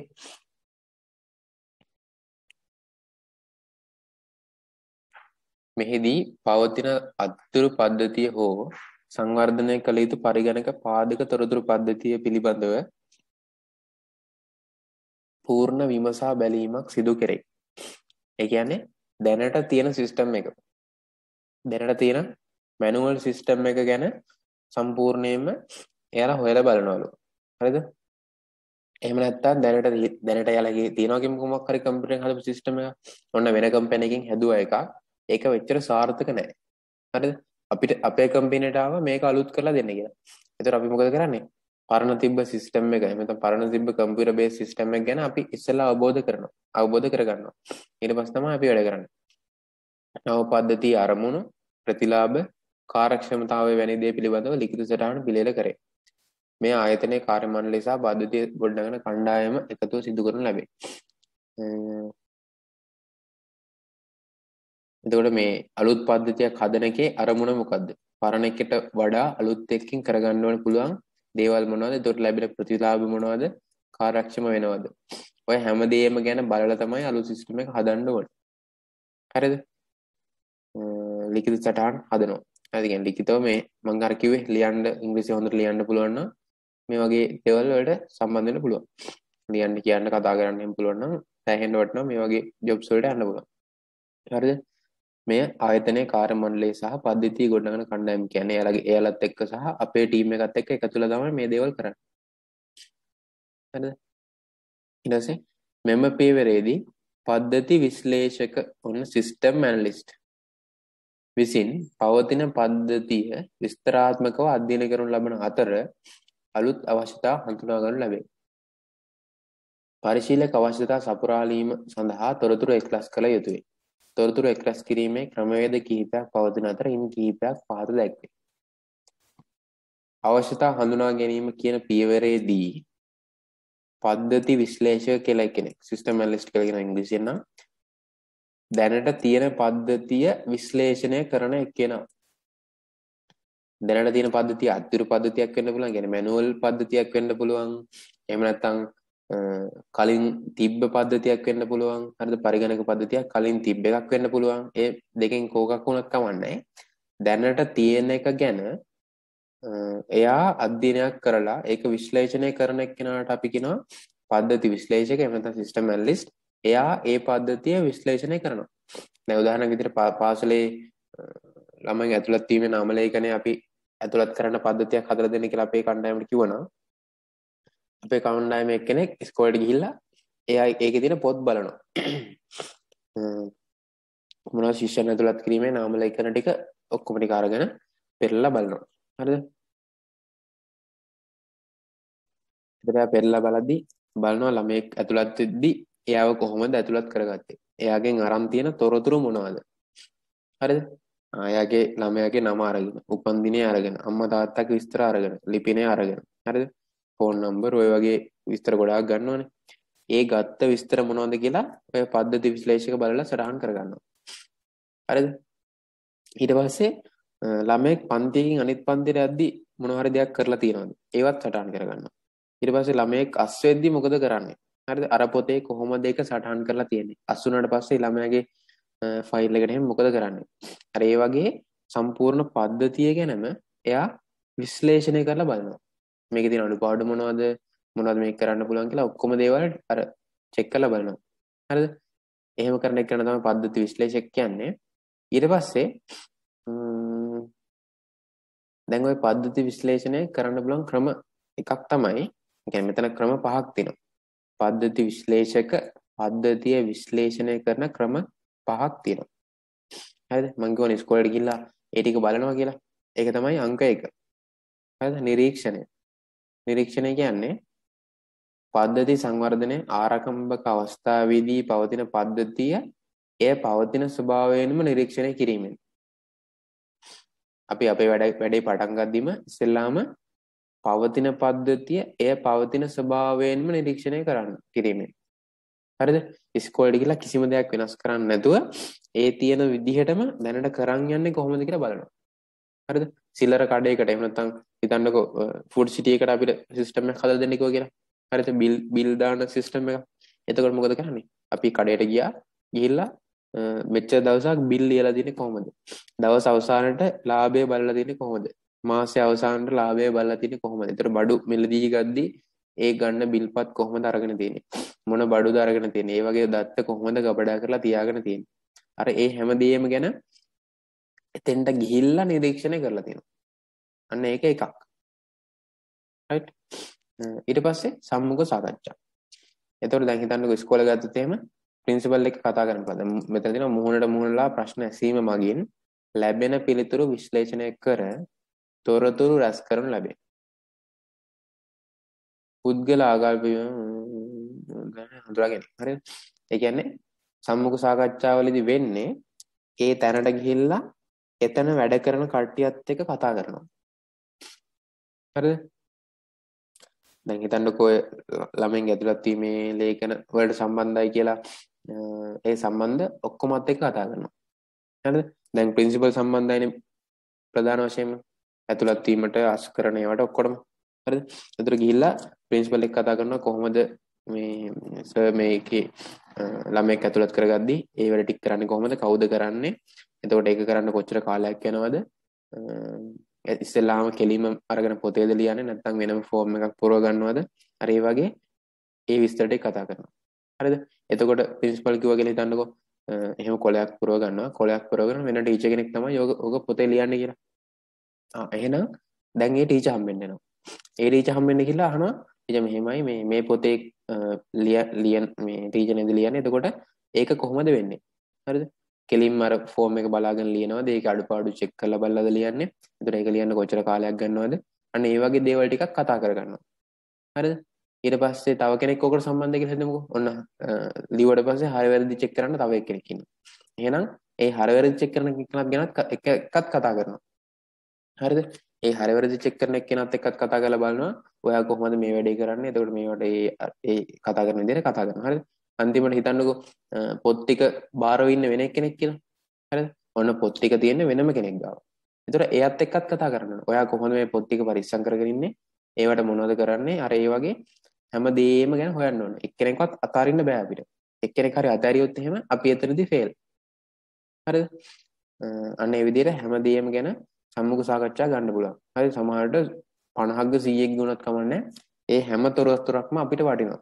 හරි software එකක් හොඳ software එකක් develop කරගද්දී එහෙනම් හරි software එකක් හදාගනිද්දී. හරිද? මම කියන්නේ ඇත්තටම කරන්න ඕන පියවරවල ටික.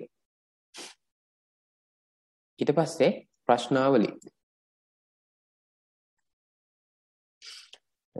දැන් මේ සම්මුඛ සාකච්ඡා වලින් සෑහෙන ලොකු දේවල් ටිකක් ගන්න පුළුවන්. හරිද? ඊට පස්සේ අපිට ප්‍රශ්නාවලි දෙන්න පුළුවන්. සමහර වෙලාවට සම්මුඛ සාකච්ඡාව ගද්දී එයාට කියන්න බැරි වුණ මොනවා හරි දේවල් ටිකක් තව තියෙන්න පුළුවන් වෙන්න පුළුවන්. හරිද? ඒ වෙලාවේ කියන්න බැරි වෙලා හරි එහෙම නැත්නම් අමතක වෙලා හරි එහෙම මොනවා හරි දේවල් වෙන්න පුළුවන්. එතකොට අපි මොන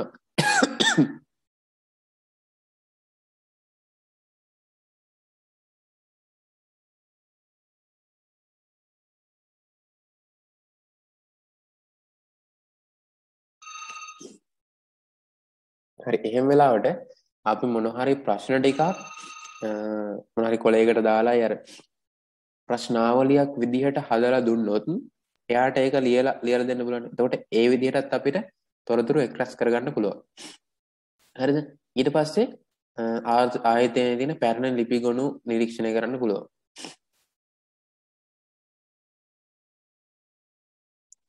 ඊට පස්සේ මූලාදර්ශ මූලාදර්ශ කියන එක ස්ථාපනය කිරීමට අපේක්ෂිත පද්ධතියේ අනුරුවක්. ඒ කියන්නේ දැනට හිතන්නකෝ ඔයා හදන්න යන්නේ ඔයාලගේ ඉස්කෝලේට ළමයි ඇතුළත් කරගන්න සිස්ටම් එක කියලා. එතකොට ඕක වෙන ඉස්කෝලේක තියෙන්න පුළුවන්. හරිද? ඔය වගේ එකක් වෙන ඉස්කෝලේක තියෙන්න පුළුවන්. ඒතර ඔයාට පුළුවන් මෙන්න මේ වගේ එකක් තමයි හැදුවට පස්සේ හම්බෙන්නේ වගේ ඒ කට්ටියට පෙන්නලා මෙහෙම එකක් හොඳයිද මේකේ අඩුපාඩු මොනවද? එක්ක ස්ක්‍රීන්ෂොට් වලින් හරි මොකක් හරි ක්‍රමයකට මේ ඔයාට ඒක එයාලට පෙන්නලා අදහස් ගන්න පුළුවන්. හරි දැන් පුස්තකාලය ගත්තොත් එහෙම ඔයාලගේ ඉස්කෝලේ පුස්තකාලයට නම් හදන්නේ වෙන කොහේ හරි පිටරටක හරි කමන්නේ පුස්තකාලයක තියෙන පද්ධතියක ෆොටෝස් ටිකක් අපිට පෙන්වන්න පුළුවන් මෙයාලට. හරි මේ වගේ එකක් හොඳයිද මේම ඒ විදිහට විස්තර ගන්න පුළුවන්. හරිද? ඔන්න ඕක තමයි පළවෙනිම පියවර.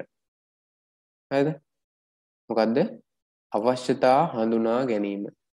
Identification of requirements. මේ කොටස තේරෙනවද? මොනවද ප්‍රශ්න තියෙනවද?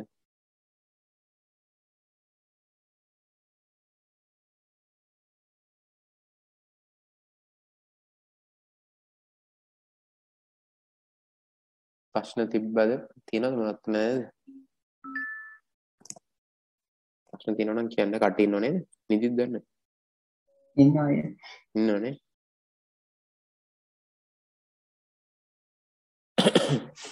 හරි මොනවද ප්‍රශ්න තියෙනවද අනිවාර්යෙන් කියන්න. ඊට පස්සේ ඔන්න අපේ පළවෙනි පියවර ඉවරයි. ඊට පස්සේ මොකක්ද තියෙන්නේ? විසඳුම් සැලසුම් කිරීම. Designing the solution. දැන් අපි පළවෙනි පියවරේදී ගත්තනේ අවශ්‍යතා සෙට් එකක්. හරිද? එතකොට ඉස්කෝලේ සිස්ටම් එක ගත්තොත් එහෙම ප්‍රින්සිපල් කිව්වා මට මෙන්න මේ දේවල් ටික තමයි ඕනේ. ළමයෙක් ඇතුළත් කරගද්දි මෙන්න මේ තොරතුරු ගන්න ඒවා අප මට ලේසි වෙන්න ඕනේ. මොකක් හරි දෙන එයා කියනවනේ යෝජනා ටික. මෙහෙම තිබ්බොත් හොඳයි, මෙහෙම තිබ්බොත් හොඳයි, මෙහෙමත් තිබ්බොත් හොඳයි කියලා එක එක විදිහේ ඒවා කියනවනේ.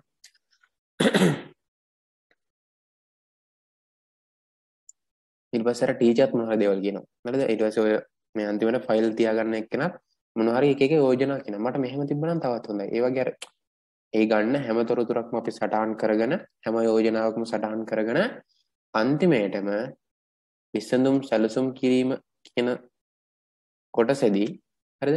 මේ හැමදේම අපි කතා බහ කරලා චෙක් කරනවා. හරිද? මෙම පියවර පද්ධති සංවර්ධන ජීවන චක්‍රයේ අනෙක් පියවර වලින් වෙනස් වන අතර පද්ධතියේ විවිධ දේ සැලසුම් කිරීම මෙහි ප්‍රධාන අරමුණ. පද්ධති සැලසුම් කරන්නේදී කරනු ලබන කාර්යයන් සමහරක් පහත දැක්වේ. එතකොට මේකෙදි මෘදුගාංග හඳුනා ගැනීම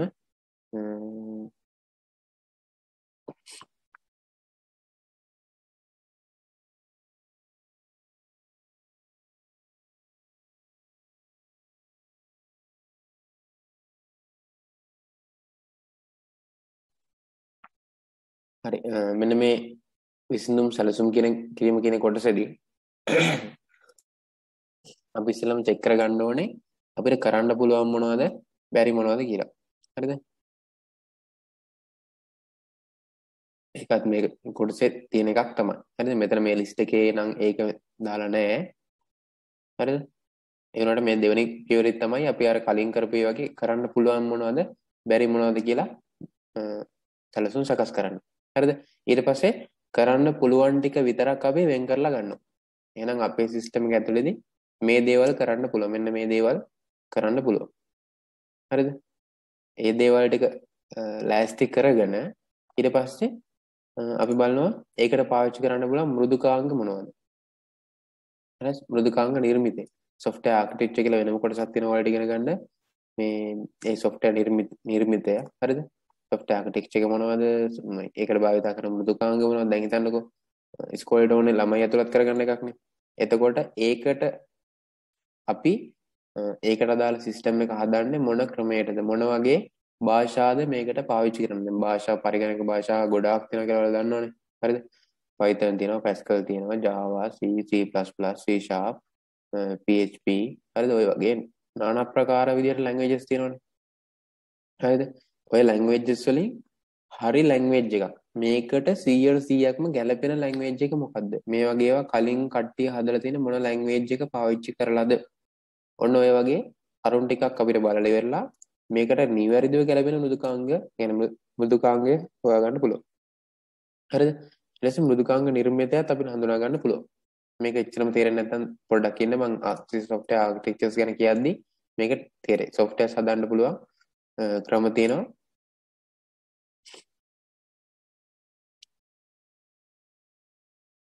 ලේසිම Python කියලා නෙමෙයි. ඒ කියන්නේ අපිට ඒ කරන වැඩේ අනුව තමයි මෘදුකාංගය තීරණය කරන්න වෙන්නේ. සමහර මෘදුකාංග කියන්නේ සමහර අවශ්‍යතා පිළිසිත කරගන්න බැරි වෙන්න පුළුවන් Python කියන ලැන්ග්වේජ් එක පාවිච්චි කරලා. සමහර ඒවා Java වලින් කෝඩ් කරොත් අපිට කරගන්න බැරි වෙන්න පුළුවන්. හරිද?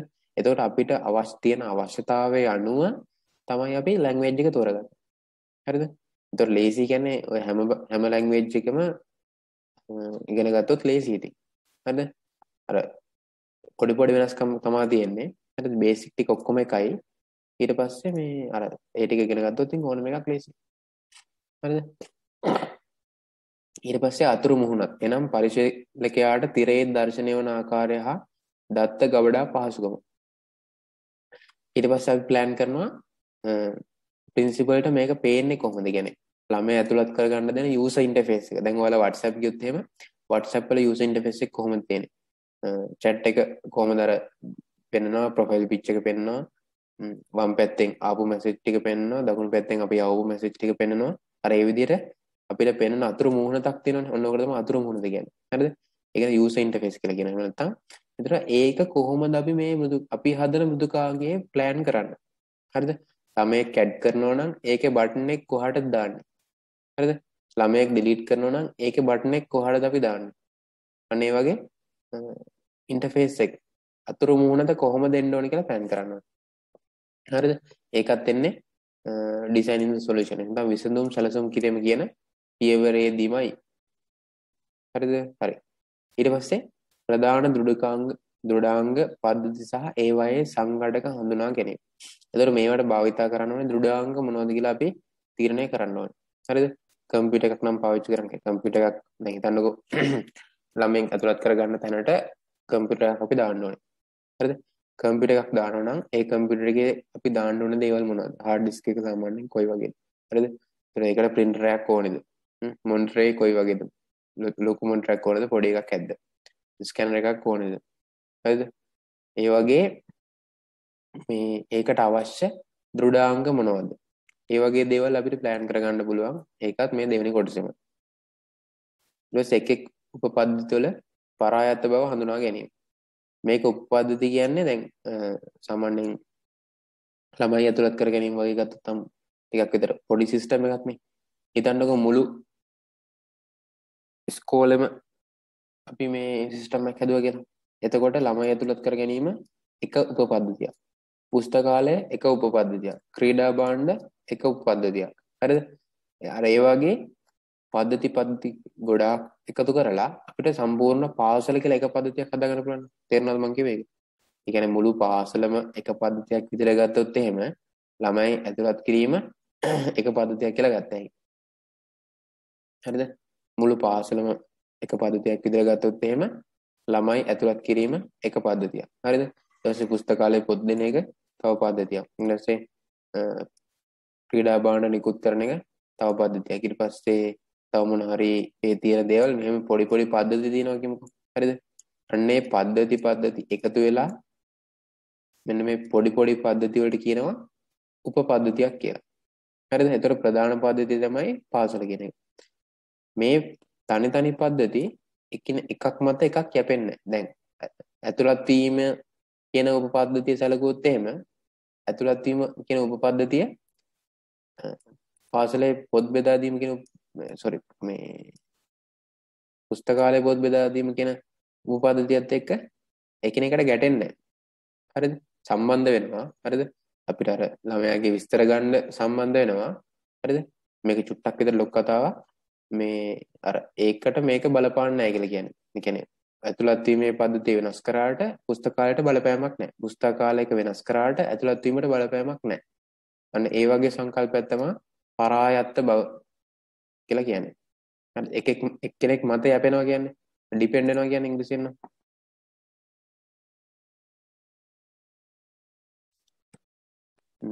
normal app එකකට server OS එකක් දැම්මොත් ඒක server computer එකක් වෙනවා. normal lab එකකට server OS එක දාලා ඒක server එකකට සම්බන්ධ කරොත් ඒක server computer එකක්. OS එක දැම්මා කියලා server computer එකක් වෙන්නේ නැහැ. OS එක දාලා ඉවරලා අර ඒ විදිහට setup කරලා server එකකට සම්බන්ධ කරපුවාම ඒක server computer එකක් වෙනවා. laptop එකක්, desktop එකක් ඕනම එකක්. right තේමීට ප්‍රශ්නයක් අහලා මේකට උත්තර දුන්නේ. ඊට පස්සේ පරායත්ත බව කියන්නේ එකක් මත එකක් කැපෙන්නේ නැහැ කියන බව. එකක් මත එකක් කැපෙන්නේ නැහැ කියන එක. හරිද?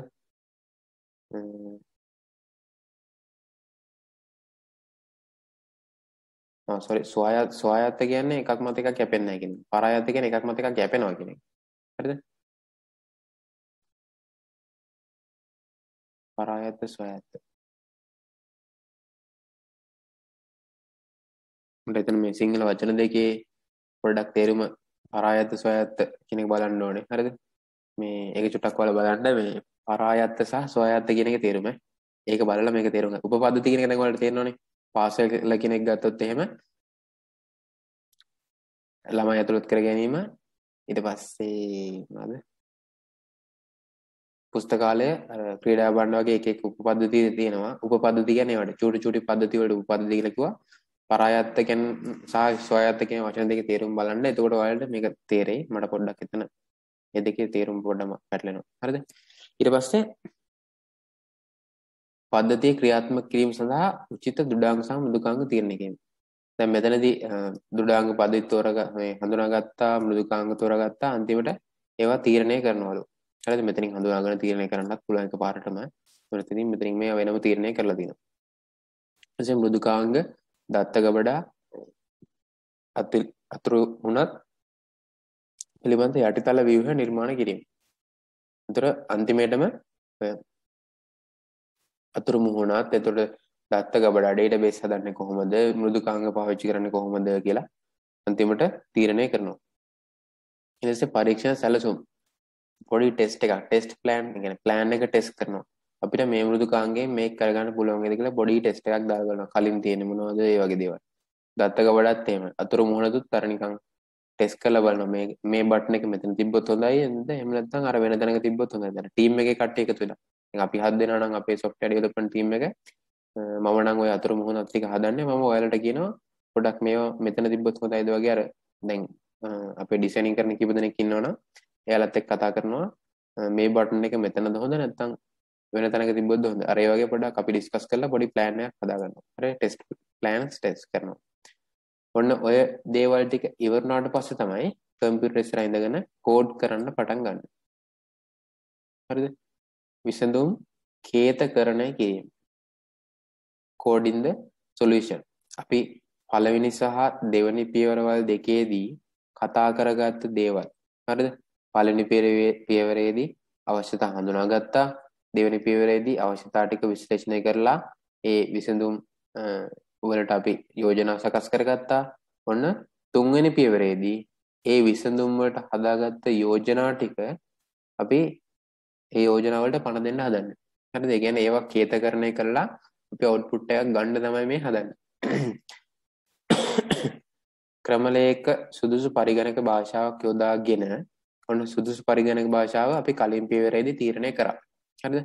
සුදුසු පරිගණක භාෂාවක් යොදාගෙන සැලසුම් කරන ලද පද්ධතිය කේතකරණය කිරීම මෙම පියවරේ ප්‍රධාන අරමුණයි. මේකෙදි කරන්නේ සුදුසු භාෂාවක් යොදාගෙන අපි කලින් සැලසුම් කරපු පද්ධතිය කේතකරණය කෝඩින් එහෙම නැත්නම් ප්‍රෝග්‍රෑමින් හරිද කිරීම තමයි මේ පියවරේ ප්‍රධාන අරමුණ. ඒතර මේක වෙනම ජොබ් එකක්. ප්‍රෝග්‍රෑමර් කියනවා. හරිද software engineer කියලා කියනවා. ඒතර මේ ඒ වගේ කට්ටිය තමයි මේ වගේ දේවල් කරන්නේ. ඊට පස්සේ කේතකරණයේදී කේත සරල වීම හා කාර්යක්ෂම වීම මගින් තේරුම් ගැනීම සහ ගොඩනැගීමට පහසු වේ. පද්ධතියක් නිවැරදිව කේත කිරීම මගින් පද්ධතිය පරීක්ෂා කිරීම නිසා නඩත්තු කිරීමට යන විදම කාලය අවම කරගත හැකියි. දැන් මේකේ අනිත් එක තමයි මේ කෝඩින් ඔයා ප්‍රෝග්‍රෑමින් ලැන්ග්වේජ් එක හරියටම දැනගත්තා කියලා එකපාරටම කෝඩින් කරගෙන යන්නත් බෑ. හරිද? ඒකටත් තියෙනවා එක එක ක්‍රම. හරිද? කෝඩින් කරගෙන යද්දී එක එක කොටස් හඳුනා ගන්න අපි කමෙන්ට් දානවා කියලා කියනවා. හරිද? එහෙම නැත්නම් ඒ එක එක කොටස් වෙන් කරලා අපි හඳුනා ගන්න එක එක ක්‍රම පාවිච්චි කරනවා. හරිද?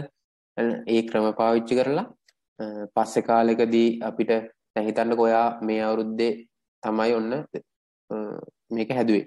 හරිද? ලබන අවුරුද්දේ ඔන්න ප්‍රින්සිපල් කතා කරලා කියනවා මට මේක වෙනස් කරගන්න ඕනේ තව ටිකක් වැඩි දියුණු කරගන්න වගේ දෙයකට. හරිද? එතකොට ඔයාලටම තමයි දැන් අපිනේ අපේ ටීම් එකට කියලා හිතමුකෝ. ඔන්න අපේ ටීම් එක තමයි මේ අවුරුද්දේ හැදුවේ. අපිට ලබන අවුරුද්දේ ආයෙසරක් කතා කරලා කියනවා මට මේක තව ටිකක් අලුත් කරගන්න ඕනේ කියලා. හරිද? එතකොට අපි අර කෝඩින් ටෙක්නික්ස් මුකුත් දන්නේ නැතුව, ඒක දන්නේ නැතුව නෙමෙයි අපි පාවිච්චි කරන්නේ නැතුව සාමාන්‍ය විදිහට ඔහේ මේ කෝඩින් ටික කරා නම් අපිට ලබන අවුරුද්දේදී මේක කොහොමවත් මතක නැහැනේ. මේ 645 ලයින් එකේ 645 කියන පේලියේ මෙන්න මෙතෙන්ට දැම්මේ මේ වචන දැම්මේ ඇයි කියන එක අපිට මතක නැහැ. මේ විදිහට අපි මේක කෝඩ් කරේ ඇයි කියලා මතක නැහැ අවුරුද්දක් ගියට පස්සේ. හරිද? එතකොට අය වෙනම අමතර කාලයක් යොදාගෙන ගිය අවුරුද්දේ හදපු කෝඩ් එක අපිම ආයෙසරක් කියවලා තේරුම් ගන්න වෙනවා. හරිද? එහෙම අවශ්‍ය නැහැ. කේතකරණය කරගෙන යද්දී ඒක තේරුම් ගන්න පුළුවන් විදිහට සරල ඉංග්‍රීසියෙන් ඔය කමෙන්ට් දානවා කියලා කියන්නේ. එහෙම කමෙන්ට්ස් දාගෙන ගියා නම් ඒ යන වියදම සහ කාලය අවම කරගන්න පුළුවන්. ඒ විදිහේ පොඩි පොඩි ටෙක්නික්ස් උත් තියෙනවා කෝඩ් කරගෙන යද්දී. හරිද? එතකොට කෝඩින් වලදී අපි පැස්කල් කතා කරද්දී මම ඔයාලට කියලා දීලා තියෙනවා මේ කමෙන්ට්ස් දාන්න එහෙම කොහොමද කියලා. හරිද? ඊට පස්සේ අර එක එක බ්ලොක්ස් ලියද්දී අපි ඉඩ තියලා ලියනවා. අර ඒ දේවල් එහෙම මම පොඩ කියලා දීලා තියෙන්නේ. රයිට්? හරි. ඔන්න තුන්වෙනි එකත් ඉවරයි. ඒ කියන්නේ කේතකරණයත් කරගෙන ඉවරයි. අපිට 4 5 6 තව පොඩි පියවර ටිකක් තමයි තියෙන්නේ. එතකොට විසඳුම් පරීක්ෂා කිරීම සහ දෝෂ ඉවත් කිරීම තමයි හතරවෙනි පියවර. Testing and debugging. විසඳුම් පරීක්ෂා කිරීම සහ දෝෂ ඉවත් කිරීම. දැන් අපි තුන්වෙනි පියවරේදී කේතකරණය කරගත්තා නේ කෝඩ් කරා. හරිද? කෝඩ් කරපු එක හතරවෙනි පියවරේදී ටෙස්ට් කරනවා. හරිද? තුන්වෙනි පියවරේදී කෝඩ් කරපු එක හතරවෙනි පියවරේදී ඒ ටික ටෙස්ට් කරලා බලනවා. හරිද? හරියට ළමයින්ගේ නම ඉන්පුට් කරන්න පුළුවන්. වයස ඉන්පුට් කරන්න පුළුවන්. හරිද? සමහරට වයස දාද්දි කියනවා මේ වගේ ඉලක්කම් මේකට දාන්න බෑ. නැත්නම් මේ වගේ අකුරු මේකට දාන්න බෑ. කියලා එක එක එරර්ස් පෙන්වන්න පුළුවන්. හරිද? ඒ දේවල් අපිට හදා ගන්න පුළුවන්. ඊට පස්සේ ඔන්න ඔය විදිහට චෙක් කරලා බලන්න පුළුවන්. හරිද?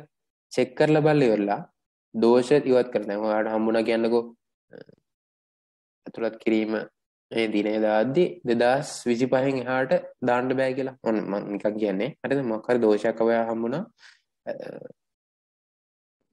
උපන්දිනේ මොකක් හරි එකක් දාද්දි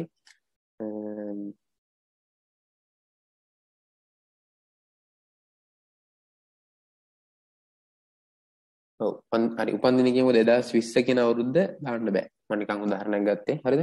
2020 කියන අවුරුද්ද දාන්න බෑ උපන්දිනේ දාද්දි කියලා හිතමුකෝ. හරිද? ඔන්න එතකොට ඒක දෝෂයක්නේ. ඒ දෝෂය අපි නිවැරදි කරන්න ඕනේ. එතකොට දෝෂය ඉවත් කිරීම. ඩිබගින්. හරිද? ඔයාලට මම මේ කියලා දුන්නා මේ දෝෂ වලට අපි කියනවා කියලා බග්ස් කියලා. හරිද? ඔය කුරුමිනියක් ඉන්නේ. ඔය කුරුමිනියා ඒ බග් ඩිබග් කියන වචන හැදුන විදිහත් මම ඔයාලට පන්තියේදී කියලා දීලා තමයි තියෙන්නේ. හරිද? ඒක මම මේ වෙලාව කියන්නේ නැහැ ඒ කතාව. දෝෂ වලට කියනවා බග්ස් කියලා. හරිද? ඒ දෝෂ निराකරණය කරනවා. දෝෂ ඉවත් කරනවට අපි කියනවා ඩිබග් කරනවා. ඩිබගින් ඩිබග් කියන්නේ ඒක. Bug debug. හරිද? දෝෂ ඉවත් කිරීම. මෙම අධීරයේ ප්‍රධාන අරමුණ වන්නේ දෝෂ निराකරණය කිරීමයි. කේතන දෝෂ, සැලසුම් දෝෂ හෝ අවශ්‍යතා දෝෂ මෙහිදී නිවැරදි කරනු ලබයි. මෙතනදී තුන්වෙනි පියවරේදී කරපු දෝෂ විතරක් නෙවෙයි. අපි 1 2 කියන දෝෂ මේ 1 2 කියන පියවරවල වලදී කරපු දෝෂ වුණා මෙතනදී නිවැරදි කරගන්න පුළුවන්. හරිද? දැන් හිතන්නකෝ සමහරවිට මොන හරි අපි තීරණයක් ගත්තා දැන් මේ වැඩේ කරන්න පුළුවන් කියලා අපි හිතාගෙන කෝඩින් කරන්න පටන් ගත්තාට අපි කරගෙන යද්දී ඒ වැඩේ වෙලා නැහැ. හරිද? එහෙම නැත්නම් ඒකේ වැරද්දක් තියෙනවා. ඒ සැලසුම හදපු එකේ දෝෂයක් තියෙනවා. එහෙම වුණොත් අපිට ඒ දෝෂත් හඳුනාගෙන නිවැරදි කරන්න පුළුවන් මෙන්න මේ 4 වෙනි පියවරේදී. හරිද? උදේට විසඳුම් පරීක්ෂා කිරීමේ ක්‍රම කිහිපයක් ඇත. ඒවායින් සමහරක් පහළ දැක්වේ. විසඳුම් පරීක්ෂා කරද්දී ක්‍රම තියෙනවා. ඒකක පරීක්ෂාව, සමස්ත පරීක්ෂාව, පද්ධති පරීක්ෂාව සහ ප්‍රතිගහන පරීක්ෂාව කියන්නේ. ඒකක පරීක්ෂාව කියන්නේ එකිනෙක එකක් වෙන වෙනම. හරිද? මෙන්න මේ සෙට් එක ගැන මම ඔයාලට කියලා දෙන්නේ. හරිද? ඒකක පරීක්ෂාව. ඒකක පරීක්ෂාව කියන්නේ පද්ධතියේ ඒකක වෙන වෙනම පරීක්ෂා කරේ. පරීක්ෂා කරන ඒකකයේ තුල ආදානට අදාළ ප්‍රතිදානය ලැබෙයිදයි පරීක්ෂා කරේ. හරිද? උදාහරණයක් විදිහට ගත්තොත් එහෙම ළමයාගේ නම එන්ටර් කරන්න පුළුවන්. ඔන්න එකක් ටෙස්ට් කරා. ළමයාගේ උපන්දිනය ටෙස්ට් කරන්න පුළුවන්. හරිද? ඒක නෙවෙයි ඒකකයක් කියන්නේ. මම අර ඔයාලට තේරෙන්න ඕන නිසා කියනවා කොටස් එකින් එක. හරිද? එහෙම නැත්නම් තව මෙහෙම කිව්වේ. මුළු ඉස්කෝලේටම නම් පද්ධතිය හදන්න කිව්වේ. ඔයාලට ළමයි ඇතුළත් කිරීමේ පද්ධතිය හරිද කියලා චෙක් කරයි. පුස්තකාලයෙන් පොත් මිලදී පුස්තකාලයේ පොත් ලබා ගැනීමේ කියන පද්ධතිය වෙනම චෙක් කරන්න පුළුවන්. ක්‍රීඩා උපකරණ ලබා ගැනීම කියන පද්ධතිය වෙන වෙනම චෙක් කරන්න පුළුවන්. ඔන්න ඔය විදිහට ඒකක ටික වෙන වෙනම චෙක් කර. ළමයි ඇතුළත් කර ගැනීම ඇතුළේ මොන හරි ප්‍රශ්න තියෙනවද? ඒ ටික හරිද කියලා චෙක් කරනවා. පුස්තකාලය ඇතුළේ මොන හරි ප්‍රශ්න තියෙනවද? ඒ ටික හරිද කියලා වෙනම චෙක් කරනවා. ක්‍රීඩා එකේ ප්‍රශ්න තියෙනවද? මොකද කියලා චෙක් කරනවා. ඔන්න ඔය විදිහට තියෙන ඒකක ටික එහෙම නැත්නම් තියෙන යුනිට්ස් ටික හරිද? තියෙන උපපද්ධති ටික වෙන වෙනම චෙක් කරන්න පුළුවන්. වෙන වෙනම පරීක්ෂා කරනවා. හරිද? අපි ආදානයන් දීලා ඒවට අදාළ ප්‍රතිදානයන් ලැබෙනවද කියලා පරීක්ෂා කරනවා. හරිද? දැන් ඔෆිස් එකක් ගත්තොත් එහෙම ගිණුම් ශාඛාව, ආයතන ශාඛාව, ඊට පස්සේ තව සැලසුම් ශාඛාව කියලා එක එක කොටස් තියෙනවනේ. හරිද? ඒ කොටස් වල වෙන වැඩ කටයුතු වෙන වෙනම චෙක් කරලා බලන්න පුළුවන්. හරිද? ඊට පස්සේ සමස්ත පරීක්ෂාව. සමස්ත පරීක්ෂාවේදී ඒතකී ආකාරයට ඒකක පරීක්ෂාව සිදු කර ඒකක නිසිලස ඒකාබද්ධ කර පරීක්ෂාවට ලක් කිරීම. අපි තනිව හරිද? උපපද්ධති ටික වෙන වෙනම චෙක් කරලා ඒ ටික එකට එකතු කරන්න පුළුවන්. හරිද? ඒ ටික එකට එකතු කරලා අයසරක් චෙක් කරනවා. හරිද? එකතු කරද්දී මොන හරි දෝෂයක් වුණාද කියලා දැනගන්න. මොකද එකතු කරද්දිත් වෙනම කෝඩින්ග්ස් ටිකක් වෙනස් කරලා ගන්න ඕනේ. හරිද? එතකොට ඒ pages එකම කනෙක්ට් වෙන්න. ඒතර අපි වෙන වෙනම හදලා එක හරි ගියා. ඊට පස්සේ අපි ඔක්කොම මේ එකට එකතු කරලා චෙක් කරනවා. හරිද? ඔන්න එකතු කරද්දී මොන හරි වැරද්දක් වුණාද කියලා දැනගන්න. හරිද? එකතු කරද්දිත් වැරද්දක් වෙලා තිබ්බොත් අපිට ඒක මේ පියවරේදී හදා ගන්න පුළුවන්. ඔන්න එකතු කරද්දිත් වැරදි නැහැ. ඊට පස්සේ මුළු පද්ධතියම එකක් කියලා හිතලා අපි සම්පූර්ණ ටෙස්ට් කරනවා. හරිද? ළමයෙක් ඇතුළත් කරද්දි කොහොමද? ඔන්න ළමයා ඇතුළත් කරගත්තා. ඊට පස්සේ ළමයාගේ විස්තර ටික පුස්තකාලයට අදාළ තැනට ගිහිල්ලාද? පුස්තකාලයේ රෙජිස්ටර් වෙන තැනට ළමයාගේ විස්තර ටික ලේසියෙන්ම ගන්න පුළුවන්ද? ආයෙසරයක් නම ටයිප් කරන්න නැතුව කියලා බලනවා. හරිද? ඊට පස්සේ ක්‍රීඩා භාණ්ඩ ලබා ගද්දී ක්‍රීඩා භාණ්ඩ ගන්න තැනට ළමයාගේ නම ටයිප් කරන්න නැතුව කෙලින්ම අංකේ ගහපුවම ගන්න පුළුවන්. ළමයා අස්වෙද්දී පුස්තකාලේ පොත් අරන් තියනවද නැද්ද කියලා චෙක් කරගන්න පුළුවන්ද? ක්‍රීඩා භාණ්ඩය ළඟ තියනවද නැද්ද කියලා චෙක් කරගන්න පුළුවන්ද? ඔන්න ඔය ටික එකිනෙකට අන්තර්ක්‍රියාකාරීත්වයෙන් වැඩ කරනවද කියලා පද්ධති පරීක්ෂා මුළු පද්ධතියම එකක් විදියට සලකලා අපිට චෙක් කරගන්න පුළුවන්. තේරුණාද? වෙන වෙනම චෙක් කරා. ඊට පස්සේ ඒ දෙක එකට එකතු කරලා චෙක් කරා එකතු කරන එක හරියද කියලා. ඊට පස්සේ මුළු පද්ධතියම එකක් කියලා හිතලා ආයෙ චෙක් කරා. ඊට පස්සේ හරිද? ඔන්න ඊට පස්සේ තමයි ප්‍රතිග්‍රහණ පරීක්ෂාව වෙන්නේ. ප්‍රතිග්‍රහණ පරීක්ෂාව කියන්නේ පද්ධති පරීක්ෂණය. මෙන්න මේක ඉවරුණාට පස්සේ අන්තිමට කරන එක. මේ පරීක්ෂාවේදී පරිශීලකයන්ට පද්ධතිය භාවිතා කිරීම. දැන් මෙච්චර දවසක් හැදුවේ කරේ ඔක්කොම කරේ අපිමනේ. දැන් අපේ 7 දෙනා නම් අපිම හදලා අපිම ටෙස්ට් කරලා ඔක්කොම වැරදිත් හැදුවේ අපිමයි. හරිද? මෙන්න මේ හතරේ මෙන්න මේ කොටසේදී ප්‍රින්සිපල්ට හරි ටීචර් කෙනෙකුට හරි ළමයෙකුට හරි දීලා කියනවා මේක චෙක් කරලා බලන්න. රයිට්? චෙක් කරලා බලලා ඔයාලට හම්බෙන අඩුපාඩු මොනවා හරි තියෙනවද? මේක වෙනස් වෙන්න ඕන තැන් තියෙනවද කියලා එයාලකින් අහලා ඒවත් අපි හදනවා. ඒවා ටිකත් අඩුපාඩු තියෙනවා නම් ඒවා ඩිබග් කරලා ඒ දෝෂ නිරාකරණය කරනවා. ඔන්න ඕක තමයි ප්‍රතිගහන පරීක්ෂාව කියන්නේ. හරිද? ඊට පස්සේ දැන් වෙලාව නම් 10යි මේ තව විනාඩි 10ක් විතර ඉන්න පුළුවන් නේද කට්ටියට? පුළුවන්යි. අනිත් පැත්ත ඉන්න මම මේ කොටස් දෙකත් පොඩ්ඩක් කියන්නම්. හරිද? එතන මම අද යොදාගෙන තියෙන වැඩ ටික ඉවර වෙනවා. නැත්නම් අර බාගෙට නැවතුත් එහෙම මේ ගලාගෙන යන ගතිය නවතිනවා. ළම සතිය කියන්නේ ඊට මම අද ගත්ත උදාහරණ හැම පොඩ්ඩක් වෙනස් වෙන්න පුළුවන් නේ. නිසා මම මේ ටික ඔයාලට කියන්නම්. හරිද? ඔන්න ඔක්කොම ටෙස්ටිං වැඩ ටික ඉවරනාට පස්සේ මොකද මේ කතන්දරයක් වගේ යන්නේ. හරිද? ඒ නිසා හරිද? ඔන්න ටෙස්ටිං වැඩ ටික කොහොම ඉවරුණා. ඊට පස්සේ පද්ධතිය පිළිතීම. ඔන්න අපි 7 දෙනා හදපු සිස්ටම් එක එයාලට ගිහින් දෙනවා. ඉස්කෝලේට ගිහිල්ලා එයාලගේ කම්පියුටර්ස් වලට දාලා දෙන වැඩේ තමයි දැන් තියෙන්නේ. හරිද? සදොස් තැන් නිදොස් කරගත් නව පද්ධතිය පිහිටවීම මෙම පෙරවරේදී සිදුවේ. ඔයාලා මෙච්චර මාස ගාණක් අපි හදපු සිස්ටම් එක හරිද? ඉස්කෝලේට ගිහිල්ලා හරිද? බාර දීලා ඒක එයාලගේ කම්පියුටර්ස් වලට දාලා එයාලව පුරුදු කරලා ඒ වැඩ ටික තමයි දැන් කරන්න හදන්නේ. කෙලින්ම අපිට මේක පිහිටවන්න පුළුවන්. හරිද? ඍජු පිහිටවීම නැත්නම් ඩිරෙක්ට් ඩිප්ලොයිමන්ට් කියලා කියනවා. ඒ කියන්නේ දැනට ඉස්කෝලේ තිබ්බනම් පොත් ඇතුළත් වීමේ ලේඛන, පුස්තකාලය ලේඛන, ක්‍රීඩා භාණ්ඩ දෙන ලේඛන හරිද? ඔය තියෙන ඔක්කොම ලේඛන ටික පැත්තට විසි කරලා දාලා අපේ software එක use කරන්න කියලා ගිහලා කම්පියුටර් එකට දාලා එන්න පුළුවන්. හරිද?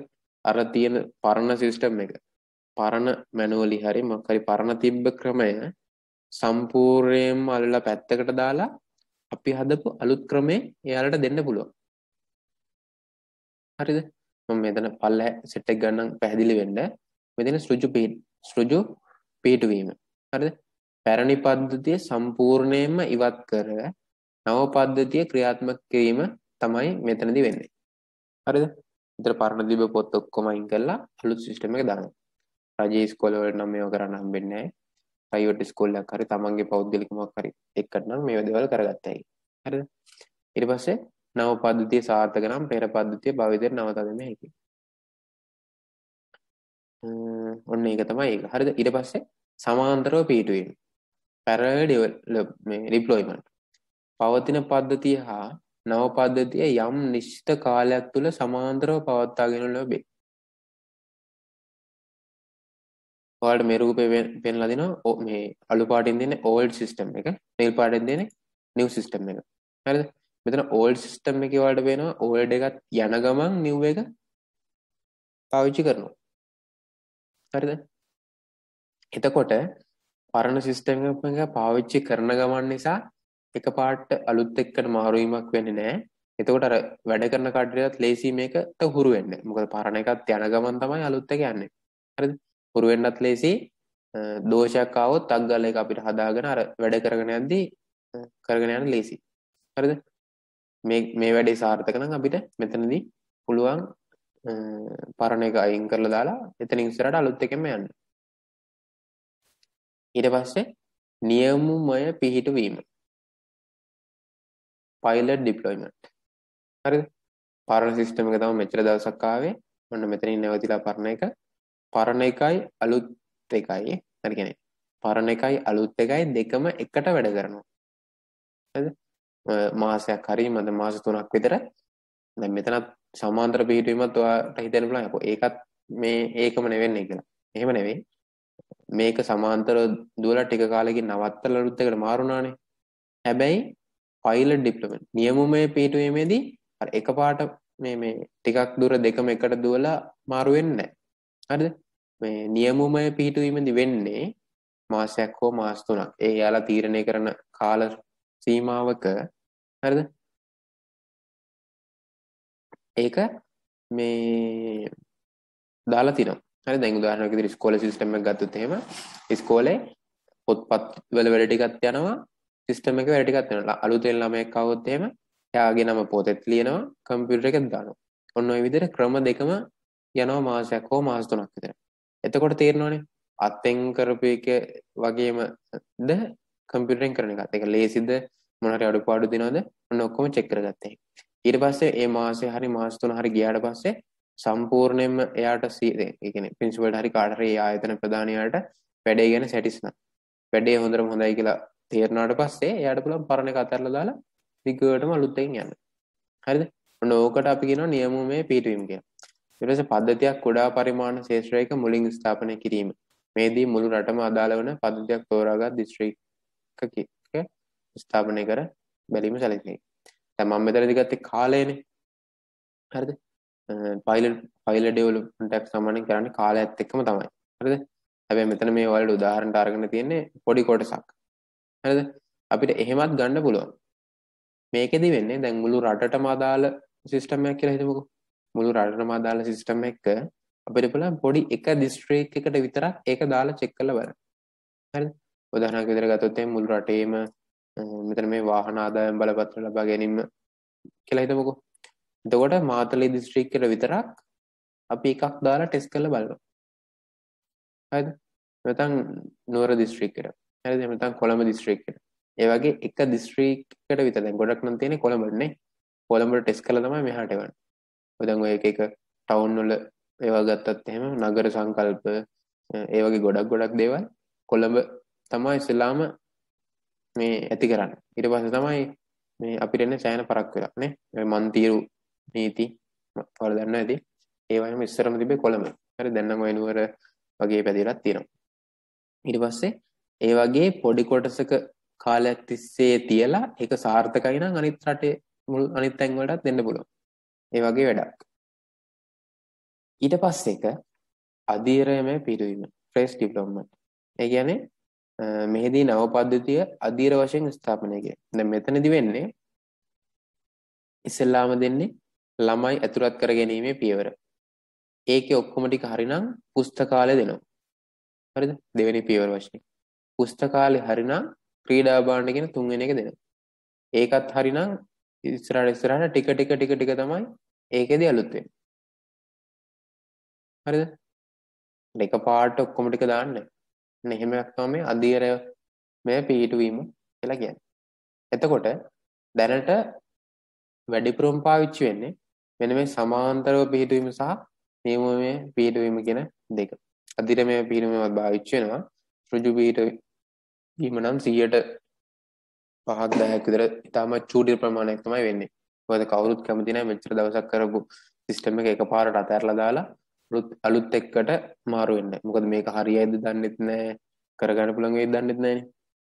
ඒ නිසා මෙන්න මේවා තමයි බහුලවම භාවිතා වන පිහිටවීම් ක්‍රම. හරිද? ඔන්න එතකොට ඒකත් ඉවරයි. මම හිතනවා මේ කොටස් ටික තේරෙන්න ඇති කියලා. හරිද? මේකත් කතා කරලා බලමු අපි මොනවද ප්‍රශ්න තියෙන්නේ කියලා. හරිද? තව පොඩි වෙලාවක්. අන්තිම එක පද්ධතිය නඩත්තු කිරීම. දැන් ඔන්න අපි එයාලගේ කම්පියුටර් වලට දාලා ඔක්කොම එයාලට පුරුදු කරලා ඔක්කොම වැඩ ඉවරයි. හරිද? ඔන්න එයාලා දැන් සිස්ටම් එකේ වැඩ කරගෙන යනවා. ඊට පස්සේ ඔන්න අවුරුද්දක් ගියා දෙකක් ගියා එහෙම කාලයක් ගියාට පස්සේ නව පද්ධතිය ස්ථාපනය කිරීමෙන් පසු යම් කාලයක් තුල අවුරුද්දක් වෙන්න පුළුවන් දෙකක් වෙන්න පුළුවන් ඒක කාලයකට පස්සේ ක්‍රියාත්මක කිරීමේදී පද්ධතිය නඩත්තුව නිසලෙස සිදු කළ යුතුයි. හරිද? එක්කෝ යාළම කියනවා මට මේ දේවල් අලුත් කරගන්න ඕනේ මෙහෙම ප්‍රශ්න තියෙනවා මේක හදා ගන්න ඕනේ කියලා. හරිද? එහෙම නැත්නම් සාමාන්‍යයෙන් ඔය software හදන කට්ටිය ඉන්නවා අවුරුද්දක් ඇතුළත මොනම දෙයක් කරනොත් හදලා දෙනවා. නැත්නම් අවුරුද්ද අවසානට මොන හරි අර අප්ඩේට්ස් කරන්න තියෙනවා නම් ඒ දේවල් බලලා කරලා දෙන කට්ටිය ඉන්නවා. හරිද? ඒතර පද්ධති නඩත්තු කරන්නේදී පරිගණක මෘදුකාංග පරිගණක ජාලය ආදී නඩත්තු කිරීම සිදු කරනු ලබයි. හිතන්නකෝ අපි වරන්ටි දුන්නා කියලා අවුරුද්දකට. හරිද? ඒ කියන්නේ අවුරුද්දක් ඇතුළත වෙන ඔක්කොම අපි ෆ්‍රී කරලා දෙනවා. ඔන්න අපේ අවුරුද්ද ඉවර වෙනවා මේ මාසෙන් කියලා. හරිද? සාමාන්‍යයෙන් හොඳ කට්ටියක් නම් ඒ අවුරුද්ද ඉවර වෙන්න ලඟ වෙද්දී ගිහිල්ලා එයාලගේ කම්පියුටර්ස් වල මොනවාට ප්‍රශ්න තියෙනවා නම් ඒවා හදලා දෙනවා, සොෆ්ට්වෙයාර්ස් ටික අප්ඩේට් කරලා දෙනවා. ඔය ඉන්ටර්නෙට් කනෙක්ෂන් හරි ඒ ජාලවල ප්‍රශ්න තියෙනවා නම් ඒ දේවල් හදලා දීලා මේ වැඩ ටික ඉවර කරනවා. මොකද එයාලගේ ඒ අවුරුද්දේ කාල සීමාව ඉවර වෙද්දී. හරිද? නඩත්තු කිරීමක් තමයි ඒ කරන්නේ. පද්ධති නඩත්තු අධීරදී සංවර්ධන පද්ධතියේ වෙනස්කමක් ලෙස ඊට පස්සේ තව නඩත්තු එකටම අදාළයි අලුතෙන් හඳුනාගත් පරිශීලක අවශ්‍යතා. අලුතෙන් මොන හරි දෙයක්. දැන් හිතන්නකෝ ප්‍රින්සිපල් කිව්වා අර තිබ්බේ අපේ ළමයි ඇතුළත් කර ගැනීම පුස්තකාලය ක්‍රීඩා වගේ දෙකනේ තිබ්බේ. ඊට පස්සේ තව මොකක් හරි අලුත් එකක් ඕනේ කියලා. තව මොකක් හරි අලුත් කොටසක් ඕනේ කිව්වොත් එහෙම ඒකත් අපි ඊළඟ අවුරුද්දේ හරි දෙනවා නම් ඒකත් අයිති වෙන්නේ නඩත්තු කිරීම කියන කොටසටම තමයි. හරිද? පද්ධති පරීක්ෂණයේදී එතකොට දැන් ඔය අලුතෙන් කැලේ එකතු කරපුවම ආපහු මේ දැන් ඔය ඇප් එකක් නම් ආපහු ඉන්ස්ටෝල් කරන්න ඕනේ නෑ ඇප් එකේ දැන් ඔයාලගේ අප්ඩේට්ස් එන්නේ කාලෙන් කාලෙට. නේ එහෙම වෙනවනේ. ඔය WhatsApp වල අප්ඩේට් එනවා. ඊට පස්සේ ඔයාලගේ Zoom වල ඔය තියෙන එක එක apps වල Play Store හරි App Store එකේ හරි ඔයාලට අප්ඩේට් කරන්න කියලා notification එනවා නේද? අන්න ඒ විදිහට ඒ අප්ඩේට් විදිහට යන්න පුළුවන්. දැන් ඔය software එකක් ගත්තත් කාලෙන් කාලට uninstall කරලම සම්පූර්ණයෙන් අලුතෙන් දාන්න ඕනේ නැහැ. අප්ඩේට්ස් විතරක් ඉන්ස්ටෝල් කරගන්න පුළුවන්. හරිද? පද්ධති පරීක්ෂණයේදී හඳුනා නොගත් නමුත් පද්ධතිය ක්‍රියාවට නැංවීමේදී හඳුනාගත් සුළු ගැටලු වලට පිළියම දීම. ඒතර අවුරුද්දක් තිස්සේ මේක පාවිච්චි කරද්දී ඒ ඉස්කෝලේ කට්ටියට මොනවා හරි චූටි ගැටලු හම්බෙලා තියෙන්න පුළුවන්. හරිද? ඒතර නඩත්තු කරන වෙලාවට අපිට ඒවත් හදලා දාන්න පුළුවන්. ඊට පස්සේ හිතන්නකෝ අවුරුද්දක් ගියාට පස්සේ තාක්ෂණය අලුත් වෙලා නේ. කලින් තිබ්බට වඩා සමහර විට ලේසියෙන් මේක කරන්න පුළුවන් කියලා. එහෙම නැත්නම් අලුත් software වර්ග ඇවිල්ලා අලුත් කනෙක්ෂන්ස් වර්ග වගේ ඇවිල්ලා ටිකක් අර තාක්ෂණය දිනු වෙලා තියෙන පුළුවන් අවුරුද්දක් යද්දි. එතකොට අපිට පුළුවන් මේ අපේ මේ පද්ධතියත් නව තාක්ෂණයට අනුව අලුත් කරලා දෙන්න මේලට. හරිද? ඔන්න ඕක තමයි නඩත්තු කිරීමේදී වෙන්නේ. ඔන්න ඒ වගේ කරුණු 6ක් ගැන තමයි අපි මෙච්චර වෙලා කතා කරේ. ඊට පස්සේ තියෙන අර පද්ධති සංවර්ධන ආකෘති. මම කිව්වේ අර කියලා දෙන්නම් කියලා. ආකිටෙක්චර් ගැන. හරිද? ඒ ටික අපි ඊළඟ දවසේ කතා කරන්න තියෙන්නේ. මට දැන් කියන්න මෙන්න මේ කතා කරපු ටිකේ. හරිද? software එකක් හදද්දී අපි කතා කර අවස්ථා 6ක් ගැන. අවස්ථා හඳුනා ගන්නවා. ඊට පස්සේ අවස්ථා හඳුනාගද්දී අපි කිව්වා නිරීක්ෂණ, සම්මුඛ සාකච්ඡා, ප්‍රශ්නාවලි, වාර්තා, මූලදර්ශ වගේ දේවල් වලින් හදාගත්තා, සැලසුම් කරා, ඒවා කෝඩ් කරා, අන්තිමට දෝෂ හඳුනාගෙන දෝෂ ඉවත් කරා. ඊට පස්සේ එයාලට ගිහිල්ලා පද්ධතිය දුන්නා. පද්ධතිය දෙද්දි ක්‍රම 4ක් පාවිච්චි කරා. කෙලින්ම දෙන්න පුළුවන් නැත්නම් පැරලල් විදිහට යන්න පුළුවන්. හරිද? එහෙම නැත්නම් පයිලට් ප්‍රොජෙක්ට් එකක් විදිහට එක ක්‍රම 4කට අනුව අපි ඒක පිළිහිටෙව්වා. අන්තිමට අවුරුද්දක් හෝ දෙකක් අවසානයේදී නඩත්තු කරා. ඔන්න ඔය විදිහට කොටස් 6කින් මේ ජීවන චක්‍රය ගැන මෙච්චරලා කතා කරා. හරිද? මට දැන් කියන්න මේකේ මොන හරි තේරුම් නැත්නම් තිබ්බද මොන හරි ප්‍රශ්න ආපු තැන් තිබ්බද මොකද තත්ත්වය කියලා.